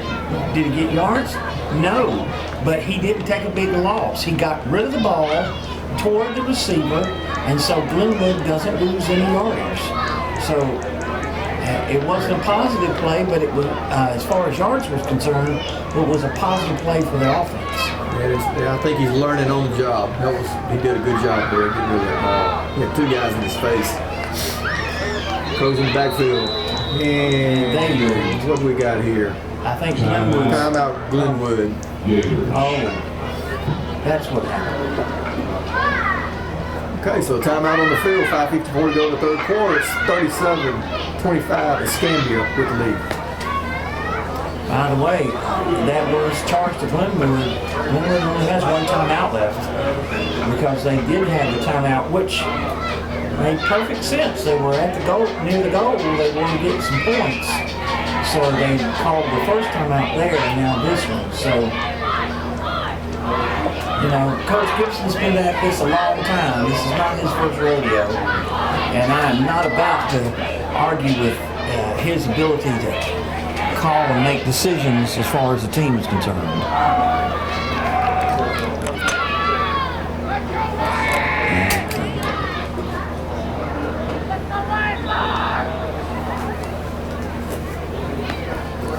And Jay, you help me if you can. Sims has been playing like a corner on defense. He is out there. That's what I wanted to know.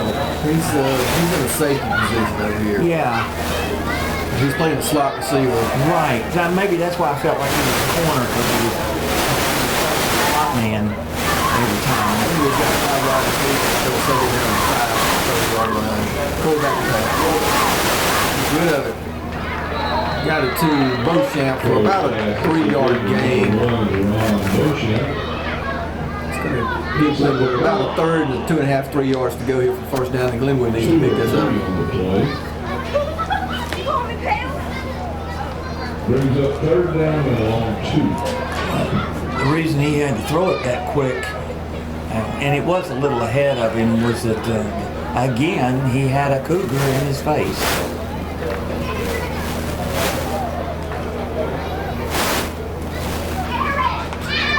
I think, and I'm not the coach, that if they don't make it, then he's going to go for it on 4th down. That was Crow's guy got it. He's going to be dragged down behind the 30-yard line at about the 32. There's a flag on the play thrown by the umpire, and I believe it's going to be a holding call on the Glenwood offensive line. We'll wait for the official signal. And let's see if they're going to accept the penalty or the play. Because he lost yards. He lost about 3 yards on the play.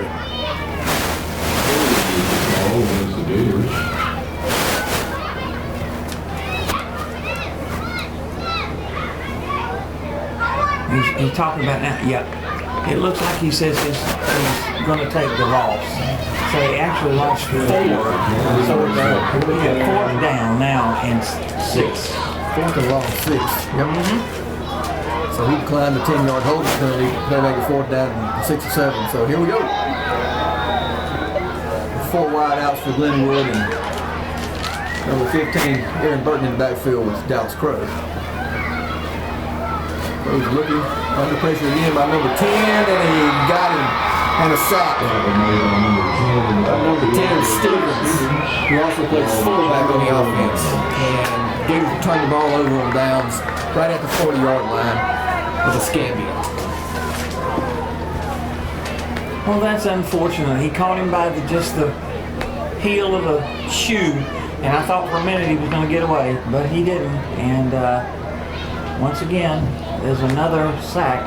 That's 7 for their total for the game.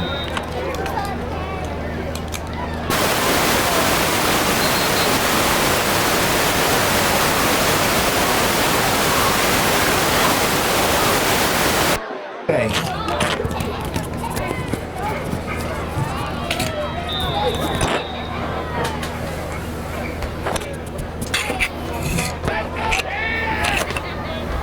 Here's Sims running left side for Escambia, and he's going to pick up about 2 or 3 yards there. He's still driving. No whistle, still driving. Round up with an 8-yard gain. Gators couldn't get him on the ground. He's just carrying players down the field across the 45 down to about the 47 or 48-yard line. What I was laughing at was A.J. Harris because the whole pile was just moving, and he just jumped up in the air and jumped on the pile to make it stop. I'm sorry. I apologize for laughing, folks, but it was the most interesting play. Sims going to hand off. Can't see the number, but I think it may be Nettles, number 11. Going to pick up the first down across the 50 to about the 47, 48-yard line. Yes, number 11. That was Nettles again. Here picks up first down, Cougars. Picked up about 4 yards there on that play. And Escambia's in a hurry-up offense right now. I don't know why they're in such a hurry, but well, they're going to keep pounding this ball. I got a feeling Nettles is going to get it again. Fake Nettles. Sims kept it around the ends. Still going down to about the 30-yard line, 27, 28-yard line. They make the tackle down there. And that'll be another first down for Escambia down on about the 27-yard line of Glenwood. I tell you what, I thought they were going to catch Nettles behind the line, who have that number 23 for Glenwood, and unfortunately, he pulled that ball out of Nettles' stomach and kept it, and now it's a first down on the 29. Nettles going to be on the center on this play. He's got the big fullback, number 10. He's going to block for, who is that? Is that number 3? Looks like 3, but yeah, that's 3. That's Crook. And he's got another first down. Goes for about 12 or 11 or 12-yard gain. All down on about the 14-yard line. Timeout. The officials take a timeout here for him. We've got a shoe off of a player, so we've got players got to come out of the game. Chance Coleman lost his shoe, so he's going to have to come out. The linebacker, number 28, Ty Rowe, is going to come into the game for him. 5'7" sophomore. Sims on the center is going to give it to Crook again. He got tripped up at the line as he broke through the hole. He's going to go down to about the 9-yard line. Number 3 on the carry, Crook, over the left side. That was a touchdown saving tackle because he was gone. He doesn't get tripped up there by his shoestrings. just 2nd and 6, isn't it? Yeah. 2nd and about 6.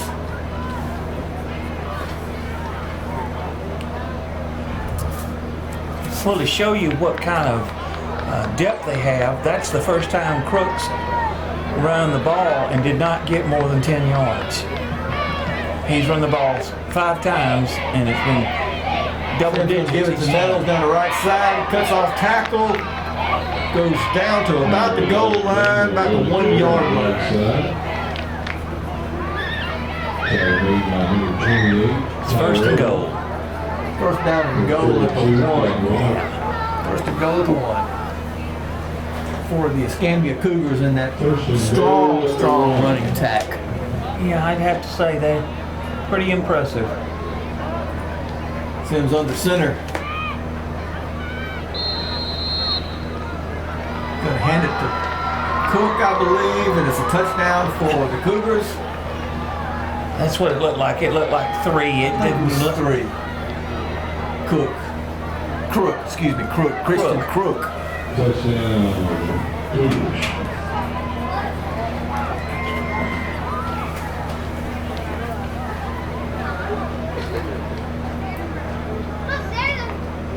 This offensive line for Escambia is having their way with the defensive line of Glenwood. Unfortunately, you are correct.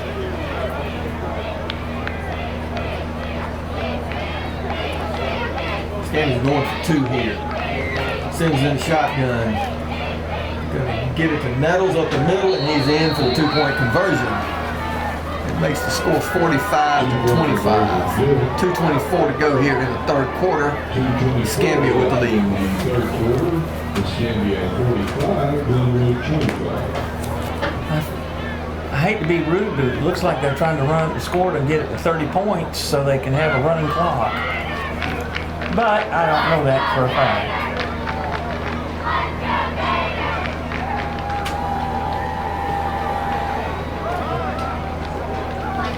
This running game is wearing on you. The old coaches used to say, lean on them and lean on them and lean on them, and eventually in the fourth quarter, the other team is just worn out.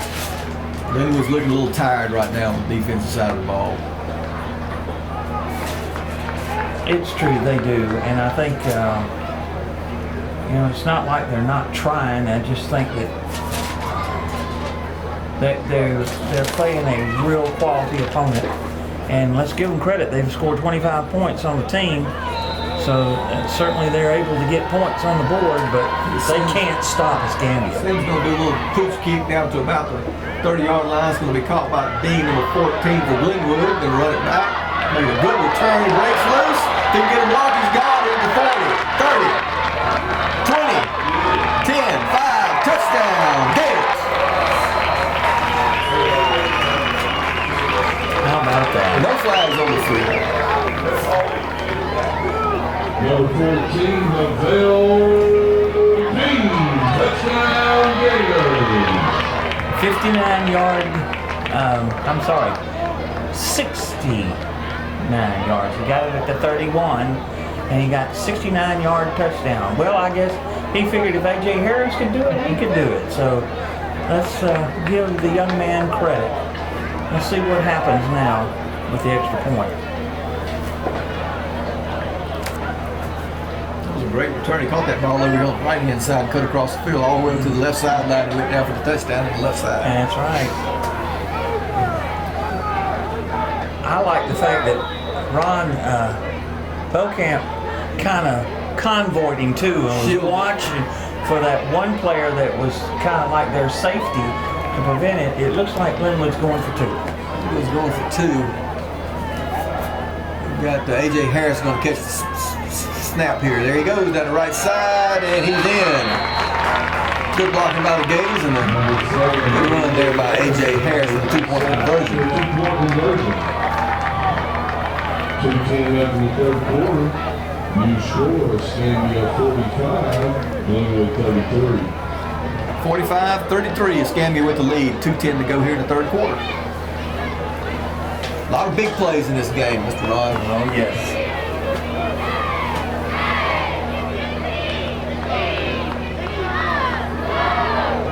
Well, I know the defense is going to be working this week, but you've got to give credit for the Glenwood return game. They had some great returns last year by Jay Sinclair, who's not here anymore, A.J. Harris, and one by, I think, Beaucamp had one return for a touchdown on a punt too. But those guys are gone. Harris is still here, but some people are picking up from him, and that's great to see. That's just another weapon that you'll have on your offense when you start playing region games, which are going to be very important because they open the region next week on the road. At Lee Scott, a big rivalry game.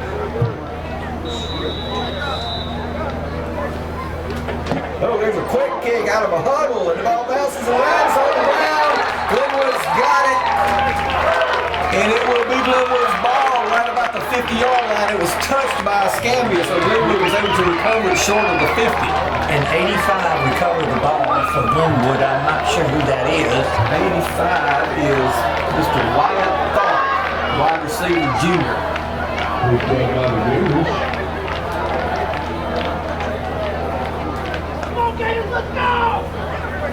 Ball at the Gator 49-yard line. That was an interesting onside kick there. The Gators were huddling up and broke the huddle and kicked it. And Escambia wasn't really ready for it. They made an effort for it and didn't get it. We got it back because they touched it. All right, here we go. Glenwood right up at the 50-yard line. Interesting, isn't it? Dallas Crow was under the wrist there and threw the ball away toward the sideline. Good decision by him. It was sort of in between Harrison and Beauchamp, but Avoided the loss. it's in between. And once again, he had the rush was in his face.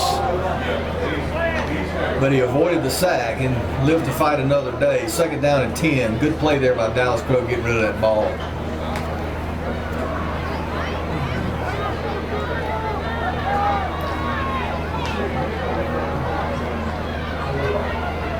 Crow's got Burton in the backfield with him and 4 wide receivers.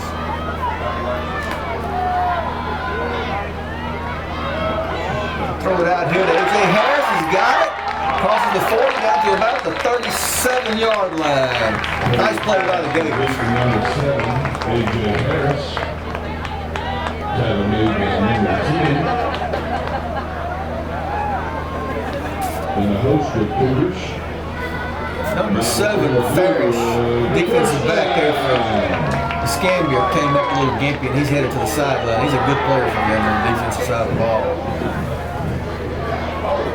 It's a 14-yard gain for AJ.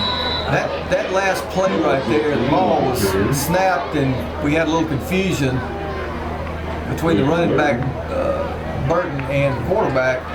Burton wound up with it and took it in the middle there for about a 1-yard gain. Now we'll give him one. What do you say? Or well, He got one. yeah, he did. 1, 2nd down and 9. 2nd down and 9, right at the 35-yard line.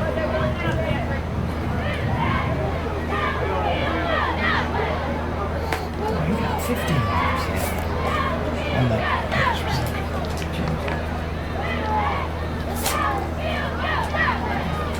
There's Crow. Gonna hit Austin Andrusek out here on the sideline on the right side. He's fighting for yards, gets thrown back, but he got to about the 31 or 32-yard line. The thing is, it was a positive gain, and that's It's been about 35. 3rd down and around 4.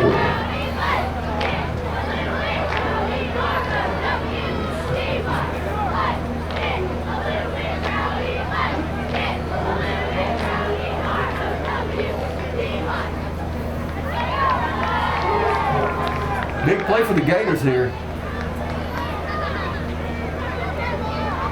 A.J. Harris in a Wildcat. Gonna go to the right, gonna try to throw it over here to tight end, and got tipped and fell to the ground. So it's gonna be 4th down and 4.5, 5 yards to go here. There's a 4th down and 4. He was trying to hit Mike Millage there, the tight end, number 18 on the right-hand side. The ball got tipped and fell to the ground.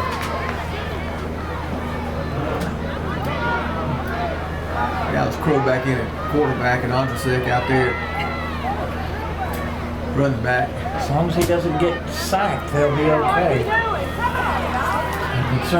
You got to be concerned about their pass rush getting to Crow. Yeah, I think our left guard moved early on that play. It's going to be a 5-yard penalty on Glenwood, I believe. Coach Gibson's pointing the other direction, so we'll see. What he did is he bobbed his head to try to get him to move, and I think it unfortunately got illegal procedure. Yeah, it's on Glenwood. Yeah, that's the right call, though. I hate to say that, but it's the right call. 4th down. That's a big penalty for Glenwood. A big distance there from 4th and 5, back to 4.5, 5 yards, back to almost 4th and 10. Tough luck.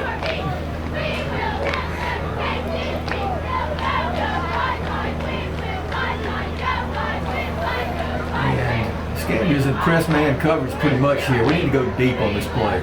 I don't think that's his bailiwick. There he goes. He's got Harris wide open down the right sideline on the deep pass, and he caught it down on about the 5-yard line.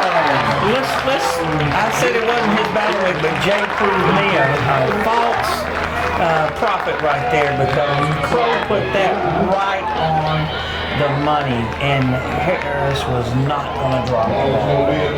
Nice throw by Crow. Threw it up where Harris could go get it. First and goal down inside the 5-yard line on about the 3.5 yard line. That's a 33-yard gain on one play. Nice not bad on the 4th and 9, is it? All right, the Gators are bunched up. Nobody wide, and we've got A.J. Harris at quarterback. They try to run left with it, needs a block. Got a lot of Cougars out there. He cuts it back inside, and he got down to about the 1 yard line. He almost scored. A.J. Harris down inside the 1 yard line. 2nd down and goal. Second and goal from about the 1 yard line. And the clock's going to expire here in the 3rd quarter. 45-33 Escambia, but the Gators are threatening down on the 1.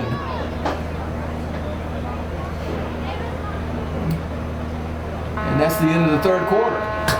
Escambia Academy Cougars 45, Glenwood Gators 33. The Gators are on the 1 yard line on 2nd down and goal at the 1.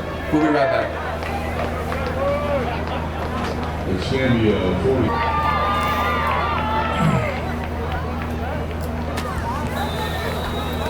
Okay, we're back. Glenwood's down on the 1 yard line. 2nd and goal. Dallas Crow took it in for the touchdown, I believe. Yes. He got batted around down there on the goal line. He was. Off the right guard, got hit twice, but he spun and got in the end zone. Big play there by Dallas Crow. Touchdown Gators on the first play of the 4th quarter. 45-39. The conversion coming.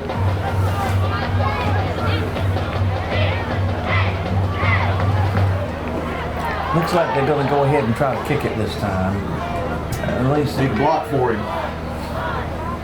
let's hope they do that. Griffin Montroy on to try the extra point. I believe Dallas Crow's the holder. And we got a flag on the goal line by the line judge.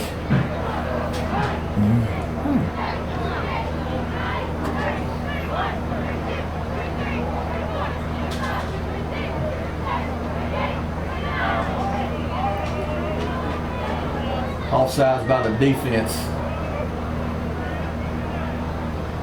Offsetting penalties. What was the second penalty there? I don't know. Illegal substitution. I Yeah, it think. looks like illegal Offsetting substitution. penalties. Yeah, they were offsides, and Glenwood had an illegal substitution. So it's just to do it again. And they blocked the extra point. We just cannot hold out that defensive line. Our kicking team cannot hold out that defensive line for Escambia. So the score remains 45-39, 11:54 to go in the game. And Glenwood will be kicking off from the 40.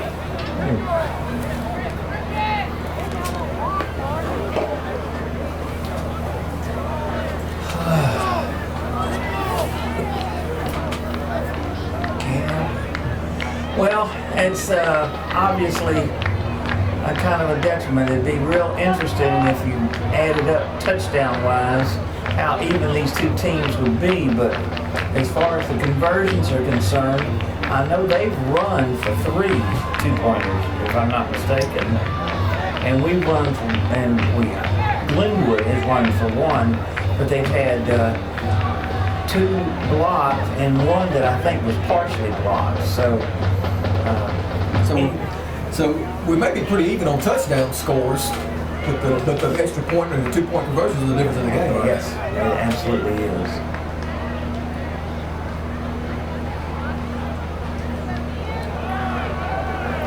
Well, let's see what kind of thing that, or bag of tricks Coach Gibson's going to pull out now. I suspect that the quick kick on an onside may not work this time, based on Escambia's bunched up 10 within 15 yards of the line of scrimmage and 1 deep. I got 1 deep to catch the ball. Yep. All right, here's Griffin Montroy with the kickoff from the 40. Maybe he can find an open spot for it. The ball hit the ground. Here's his kick. He's going to kick it deep. Good kick by Montroy all the way back to about the 8-yard line. It's going to be returned. I believe that's number 22 for Escambia. Got a flag on the play. He goes down the sideline, and he's going to take it all the way to the end zone for a touchdown. But we've got 2 flags on the play here, so we'll see what happens. That was number 22, Devin Kelly, who's had a good game for Escambia. Especially on defense he has. But they're everything quarterback even pointed at the flag, so let's see what happens. So it's either going to be a 90-yard touchdown for Mr. Kelly, or we're going to start back.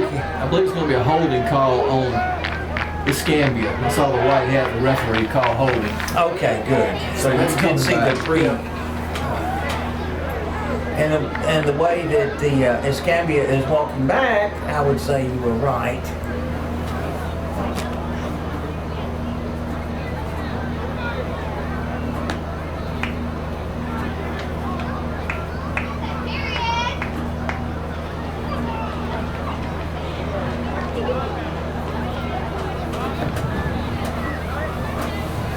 Ball is marked back to the 29-yard line of the Cougars. After the penalty. So after the penalty, it looks like that Escambia is going to start around the 24, 25-yard line. Yeah, it looks like it's just inside the 25, so let's call it the 24. First and 10, the Cougars. I tell you what, though, the way they've been running the ball, and it is now the 4th quarter, so we hope that their defense, I'm talking about Glenwood, the Gator defense. He's in the shotgun, going to give it to Nettles around the left side. He breaks free, and there he goes. He's at the 50, trying to outrun Tariq Maple. He does. Gets by him. Spin move down on the 20, but he stepped out of bounds right around the 21, 22-yard line. Steps out of bounds on the sideline. At about the 25-yard line. That's number 11, Nettles again, I believe there was. It is indeed. And the ball is marked on the 25, so he just got 51 more yards. First and 10. Going to give it to Nettles again down the left side. He's going to go for about, looks 10, 11 yards there. It's close to it. No. Got my yardage mixed up there, Ron. He didn't go that far, but he did get about 6 or 7 yards. Yeah. Well, he's getting them in such big chunks. It's not unusual. He did not get the first down. He's a little short. Looks like it's about, they're waiting, I guess, to set it up. I don't know what they're waiting on. It's on about the 17-yard line. Yeah. Waiting on the down marker to get there. He finally got there. It looks like they gave him officially 7. Yeah. Those offensive linemen for Escambia all look the same. They look like they're all about 5'10" and weigh about 250, 260. They're built like fire plugs. Well, I promise you they are doing a serious job of opening holes. And I know that Trayvon Trammell at Chambers. There's Nettles on the handoff, cuts it back to the left side, goes inside, gets his first down to around the 8 or 9 yard line. Like I was saying, that Trayvon Trammell from Chambers Academy is considered a very plus, but I'd be hard for him to outbeat this Nettles from Escambia. He is very impressive. It's first and goal, but I'm First and goal at about the 8 or 9 yard line. Can't really tell, but that's, I got it listed on the 8 on the scoreboard. There's a handoff to Nettles right up the middle. Takes a spin move in there. We've got him. He's still driving. I think he picked up a couple down to about the 7. Looking at the line judge. Yeah, it looks, well, they've moved it a little bit more, so it might be, but yeah, I think he got a couple. It's second and goal now.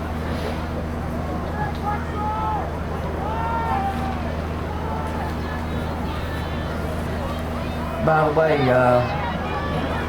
Mr. Nettles is over the 200-yard barrier.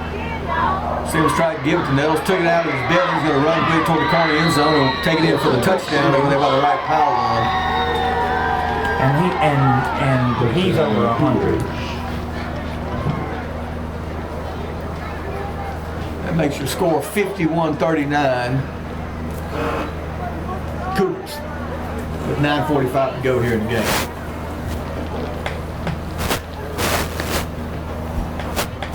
We just can't quite get over the hump. They get the game within 5 or 6 points, and then comes the offensive juggernaut running game of Escambia. I have to say, and I don't know for sure, but I'd be surprised to know if any Glenwood team is good. 52-39. has given up this many yards on the ground in a long time, I would say. A Gibson coach team, they just normally don't do this, but 9:45 left in the ball game. There's a lot of big, strong legs on that offensive line for Escambia. Want to remind everyone again, Boys are all built like offensive line should be. Tuesday. and they moved the other team out. Offensive line should be too. They are a good team. I mean, they came mighty close to winning that game. Because we watched the end of it. When I say we, I'm talking about the group. We were getting ready to do the Pike Glenwood game. And they were actually driving for what could have been the winning touchdown. And time ran out, and they lost by 2. So, And that was to Chambers and Chadwick, right up the road from us. Yes. So it was an exciting ending, and I know that there was probably a little bit of a bitter taste in Escambia's mouth, and they're going to have some serious Chambers, Atauga, and all of them to go through. But I'd like to see the defense that can stop this running game for sure. Here's the kick by Sims, and it's a squib kick, and we're going to recover it down on the 44-yard line. And that'll be where the games will start, on their own 44. 9:44 to go in the fourth quarter. Kickoff's now at the 44-yard line of the Raiders. 14-10.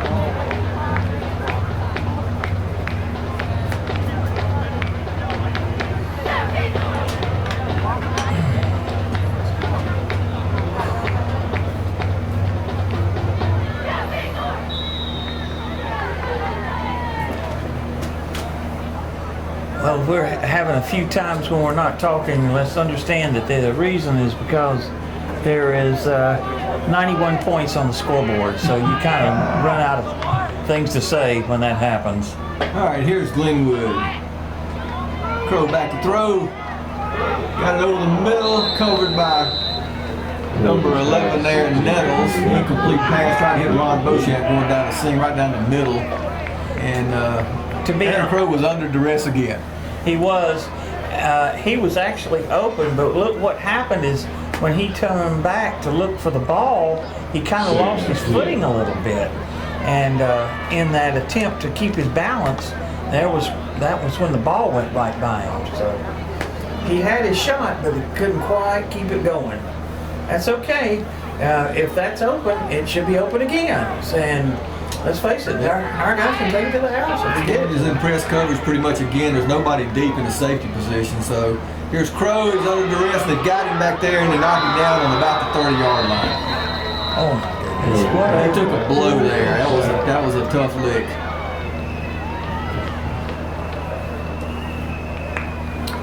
Loss of 14.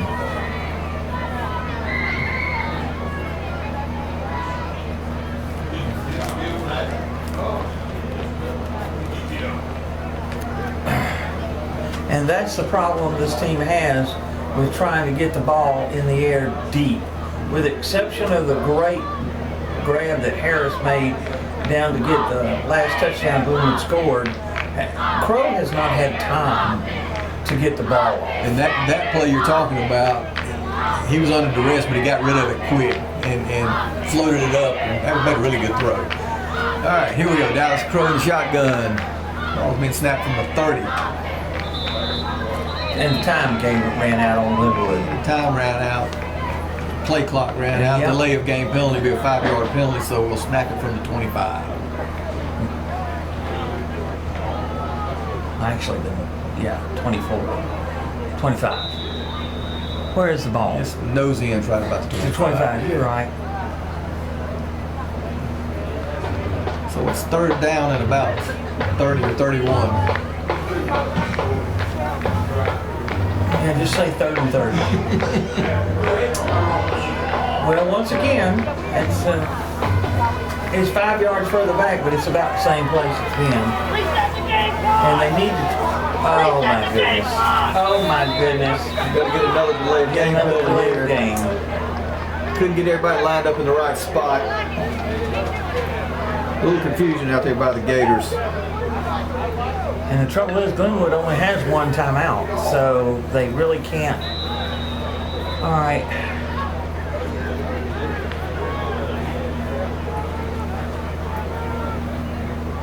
Third and 36 now. Ball's being snapped from about the 19-yard line. There's Dallas Crow back to throw. He's under duress, and they got him again back there on the about the 10-yard line, and his helmet came off. He just has no protection at all. And Ron is cramping. Yeah, Ron Beauchamp is cramping up with his leg there. He's trying to run through it. There's a flag on the play there, so that may be a blow to the head. I don't know. That was a face mask penalty on the defense. My goodness.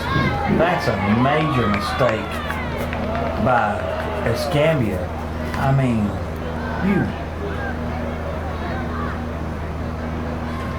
It's a 5-yarder. So it wasn't a personal foul, 15-yard face mask penalty. And it happened way back at the 10. It was a spot foul, so essentially it's still 3rd and 34. Right.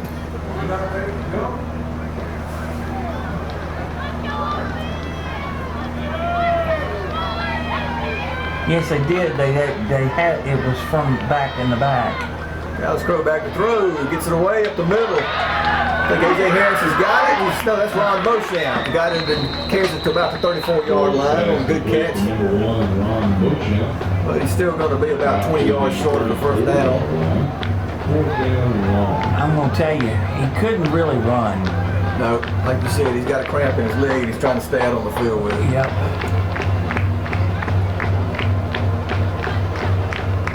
He got to the 34. Actually, they started at the 15, so I guess if they gave him a 10-yard penalty from the 5 and it put it back up to the 15, but that's good. It's 4th and God knows.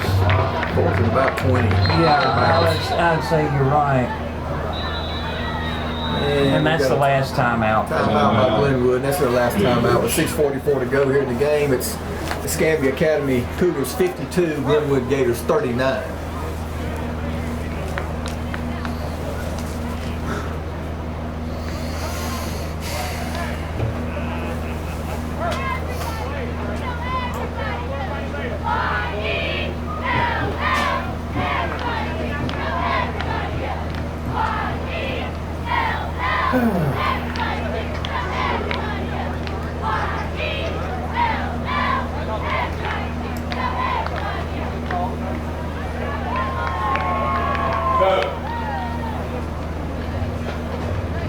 Not looking forward to talking to Coach Gibson. Well, timeout. It's 6:44 left, and having to talk it out.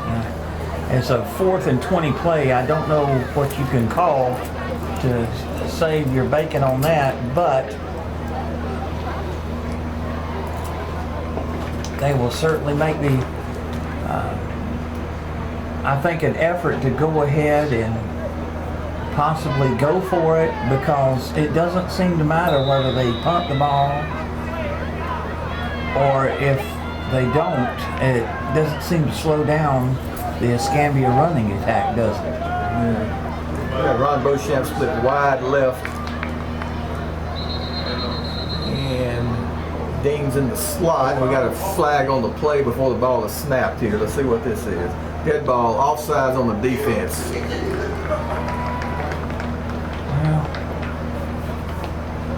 Offside is the call against the Cougars. On the whole game. Whole game.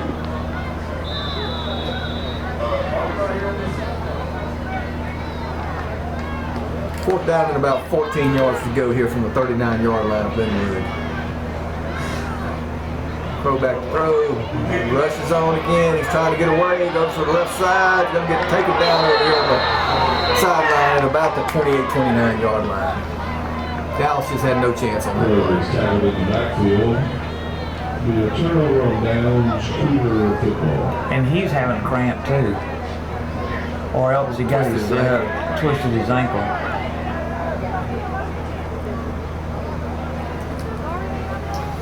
They got a 10-yard loss. Ball goes over on downs, and it'll be their ball at the 29, Escambia's. I was looking on that last play, and I didn't see A.J. Harris, number 7, out there on the field, and I don't see him out there right now either.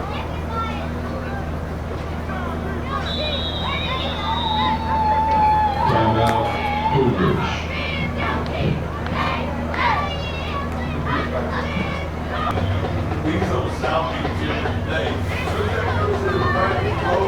And see, I do not see number 7 anywhere out there. I'm hoping he's okay for Glenwood. I think that's him sitting down in front of the thing. Right now, but I'm not sure. Center is going to give it to number 3, Crook. He's going to take it off right side tackle, fighting for yards. Gets down to about the 25-yard line in a good, tough 4-yard game. Run by number 3. Christian Crook, he's had a good game. Yes. In fact, I would think that he would be one of the, could be a feature back if it wasn't for Nettles. I agree. Hey, Diane. That's my grandson.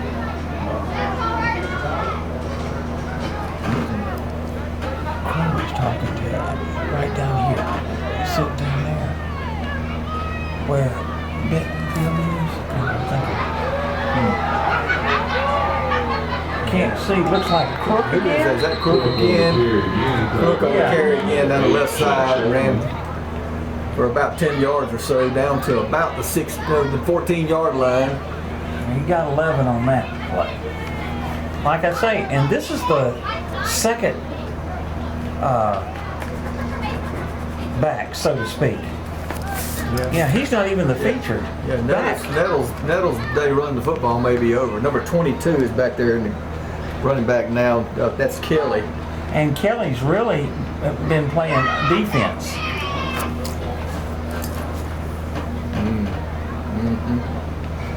All right, there's your handoff up the middle to big number 10, I believe, the fullback, J.J. Stevens. Carried it down to about the 11-yard line. It's about a 3-yard gain. We had our question answered about A.J. Harris, I believe. A.J.'s taking his jersey and his shoulder pads off. He's got ice on his right ankle.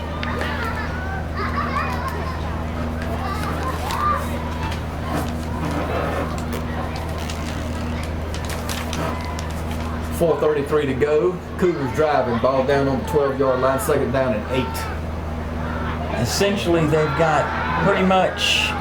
They've got 3 tight ends on the field. Fullback and running back. Going to toss it back to number 22, the running back, and he's going to take it around the right side. Got a block. Scooting in toward the end zone. And down at the half-yard line, right there at the goal line. Thought they were going to give it to him. Looked like he hit the pylon, but he didn't get the ball across. It looks like it's going to be a 1st and goal when he got... 1st and goal right at the goal line. Devin Kelly got a lot of speed. They got 3 running backs on this team that can play. And Kelly plays mostly defense. That's... And was that not a quick burst? It was. He looks to be about 5'8" or 5'9", and he's got some speed. Sims under center. Going to give it to 22. He's into the end zone off the left tackle. That's touchdown for Devin Kelly. Touchdown, Escambia. And the Cougars tack on another 6, 58-39 with 3:42 to go in the game.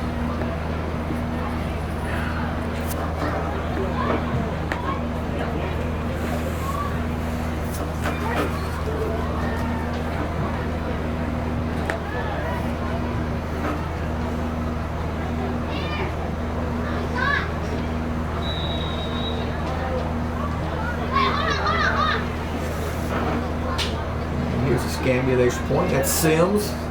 Ball placed on the tee. He's going to kick it, and it is good. The extra point is good. Score is 59-39 with 3:42 to go. Escambia with the lead.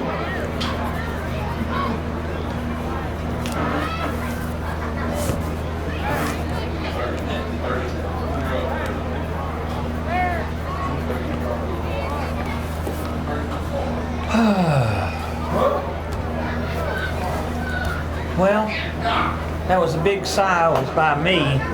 It's been a long, tough, hard game, and I'm pretty sure that the Gators will be going back to the drawing board to think about make some decisions. But I have to say that I am really impressed with the quality of play of the offense of Escambia. Now their defense has got some holes in it, and I'm sure that's because they've given up now 64 points in 2 games, and they won them both. So they have some holes on defense, but They are dominant on the offensive line. Yeah. They really are.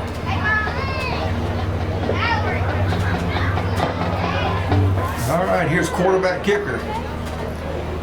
Landon Sims. Gonna kick off to, looks like Ron Beauchamp's deep, but they're going to squib kick it again. It's going to be covered up over around the 40 by number 26, that is Denton Denny, sophomore. Good recovery there by Mr. Denny. And the Gators will start on about the 42-yard line. And Dallas is still in there.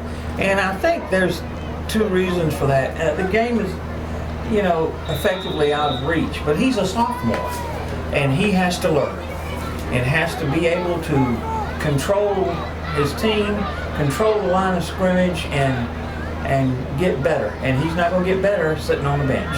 Fakes it inside, lost the ball on the fake, and goes back to about the 35-yard line. So it will be second down from around the 35-yard line. He put it in the belly of his tailback, took it out, and then he lost control of it. Got tackled back there on the 34. Suffered his 10th loss of the game. That's really not a sack. He's had 8 sacks, and 2 times he's run for negative yardage. Not exactly what you would expect, but that's the reality right now. Austin Andrasek out there, the running back on his left side in shotgun formation. Looking left, going to throw it out here to number 85. It's incomplete, went through his hands and took a good lick from number 3, Christian Crook. And number 85 was the wide receiver, Wyatt Tharp. We were trying to throw the ball to it, went through his hands, and Crook took a shot at him and knocked him to the ground. 3rd and 18. Don't see there's a couple of new faces on there for Escambia, but mostly on defense they're running the same folks. And they got a 20-point lead and 2 minutes, and they still got the Hosses up front. They are not subbing no matter what the score is. Right, here's Crow with the shotgun. He's got the snaps, going to throw it to number 14, who hit him in the hands, and he dropped it right there about the 40-yard line. That was Dean, Neville Dean, who's had a good game, but he couldn't hang on to that ball. That was a good throw by Crow. Yeah, that's probably the first time I've seen him really not make the play, and I have a feeling a lot of that was what's happening in the game. I think these are young men, and they're aware of the situation, and it is what it is.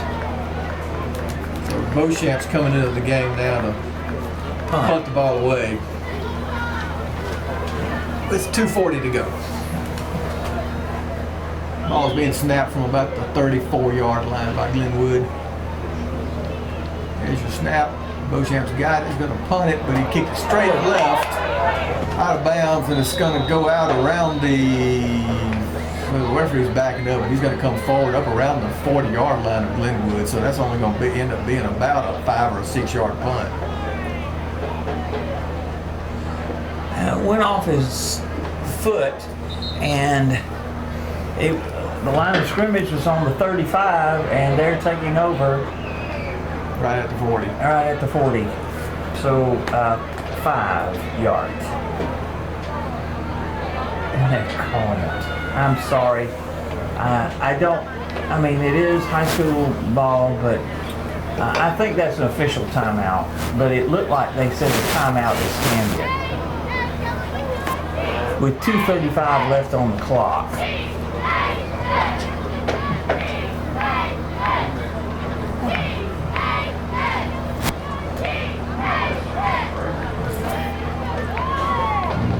Ron Beauchamp is one of my favorite kids here at Glenwood. He also plays on the basketball team, and he worked hard last year to improve his game on the basketball court. That punt got away from him there. If he'd been a golfer, that wouldn't have been a duck hook left. So here's Escambia. They got a new quarterback in the game with 2:35 to go, leading by 20. Number 9 is out on the field. Luke Bell is his name. And I do see some clean jerseys out there on the offensive line also. Well, I'm impressed. They finally went to their timeout backups. and went to the subs. And the snap is on the ground. Number 8's got it, and he hands off to Looked like 25. 25 there, who is Ty McCants. And I thought the ball would hit the ground there, and it did. Glenwood recovered it. I'm sorry, I shouldn't laugh, but now I see why they waited. I don't know who recovered the ball by Glenwood. I wish I had. All I could see was them. It was a pile in there. I don't know who it was that recovered it. But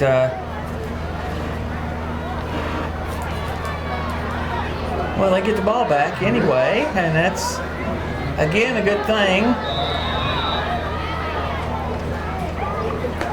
Dallas Crow's quarterback. He's got number 18 behind him, and that is Mike Millage. He's a new player. It's been playing fullback for him. So we'll see. He's going to fake it and take it around the left end, and there goes Dallas Crow. A nice run, breaking a few tackles down to the 40 to the 34-yard line. Really nice run by Dallas Crow. And see, I thought we'd see more of that, but obviously they had done the scouting, and these subs weren't quite ready for that. That was a nice 24-yard gain by Crow. How about that? All right, 2:04 to go. And we've got another whistle, and we've got a Well, it can't be a timeout. timeout. It's got to be Escambia. Glenwood doesn't have I any was left. thinking it was going to be an official's timeout, but this one is Escambia calling their last timeout. Like I say, we knew that Glenwood didn't call timeout because they don't have any and haven't had any for some time. But I think this is a little come to meeting timeout for the subs like I guys. don't think the coach wants to give up another score. I think you are correct, He wants sir. to get some attention over on the sideline.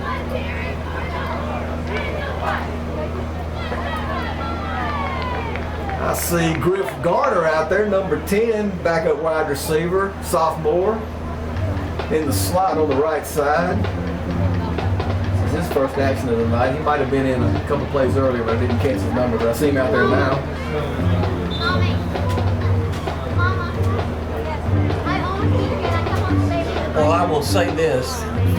Based on what I've seen, that sophomore quarterback is a tough little bird because he has been harassed, hit, had his helmet knocked off, and yet he's still out there chunking and trying to. He's going to hand it off to Mellage right there. Breaks the tackle on the backfield and runs over a kid down on the 25-yard line down to about the 23 or 24. Nice run by the fullback tight end there, number 18. Mike Mellage, senior. He's a new player too for Glenwood. Yes, he is. Yes, he is. Well, at 1:35 to go. First and 10 for the Gators on about the 23-yard line. Yeah. Here's Dallas Crow rolling the right, trying to get him out there. He breaks a tackle. Cuts back to the inside, still running. Dallas Crow's working hard. There he goes. He goes down the middle, down to the 5. He's going for the touchdown on an unbelievable scramble and run for a TD. Touchdown, Gators. That was all Dallas Crow. And I know that they've got subs in there, but that's the kind of play that you can see that there's going to be potential for this young man if he can keep to be able to do some good things for Glenwood.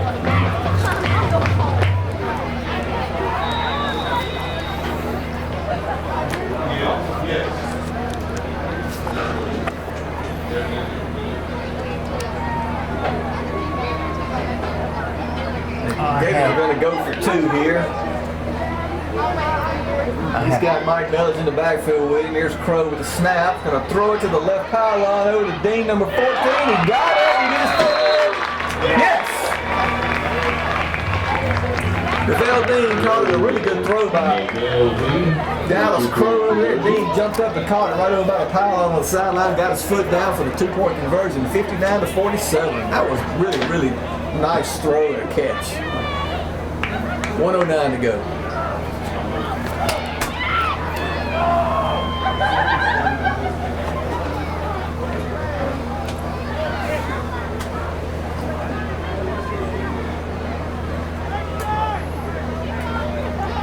Again, I said it earlier, this Escambia team has holes in their defense, but they have so many weapons on offense, it doesn't matter.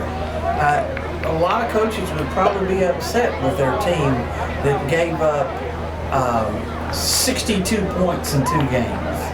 Well, actually, it's 64 points in 2 games. But it doesn't matter if you score over 100. That means you're beating your other team, but obviously they've got some things to work on defense. But I do believe Coach Gibson's got to feel good about the fact that his guys didn't quit. I was about to say the same thing. These guys have battled all night. They've cut it to 5 a couple of times, but just hadn't been able to get over the hump, but they never stopped battling.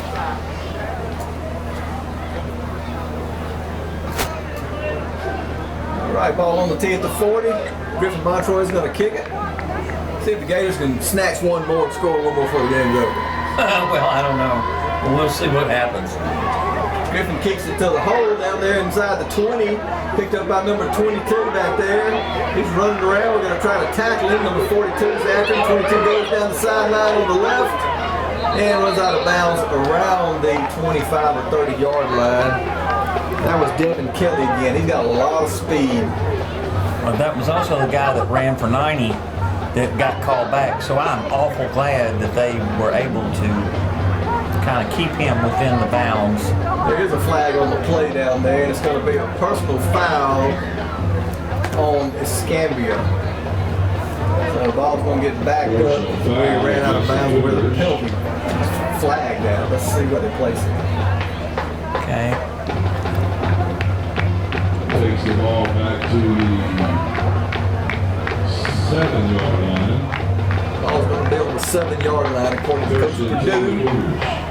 59.9 seconds to go in the game. It's really kind of hard to see exactly where it is, but it's deep in the territory. But we're going to go with 7. There's less than a minute left to play, and so we're going to go with that, I think.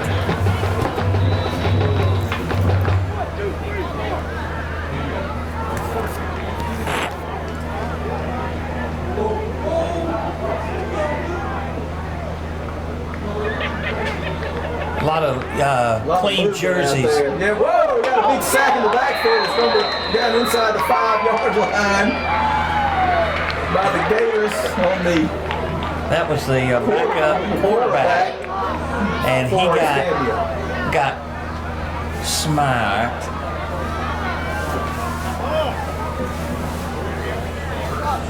He took all the backups out with 36 seconds to go, put the starters back out on the field. Yeah. The Escambia coach does not want to make another mistake, give up points to Glenwood down here inside the 5 at the end of the game, leading by 12 points. Right.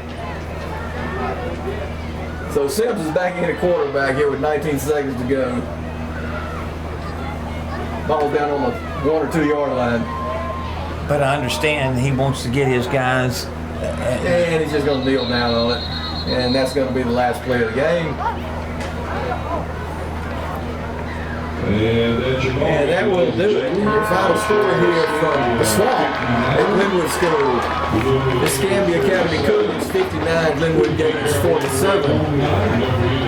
Jay, I want to thank you for being here. I know that you had other responsibilities today and we're filling in for our regular guy that does football, but I thought you did a commendable job of describing what happened on the field, and we appreciate you being here. Well, thank you, Mr. Ron. It was enjoyable. My first time doing a football game. I'm a basketball guy. It's a little bit different with 22 guys out there on the field instead of 10. Right. But it was fun, and I enjoyed it, and I hope I did okay. You did. Good. And we hope to see you again at home in 2 weeks when Glenwood will be starting their games starting next week with Lee Scott, and then I think after that they come and play Valiant Cross here for home. And both of those are region games, so they are going to be very important for the Gators' opportunities to be able to do something on as far as that's concerned. The teams are now kneeling on the field to give a final prayer, and we thank you for watching Glenwood football.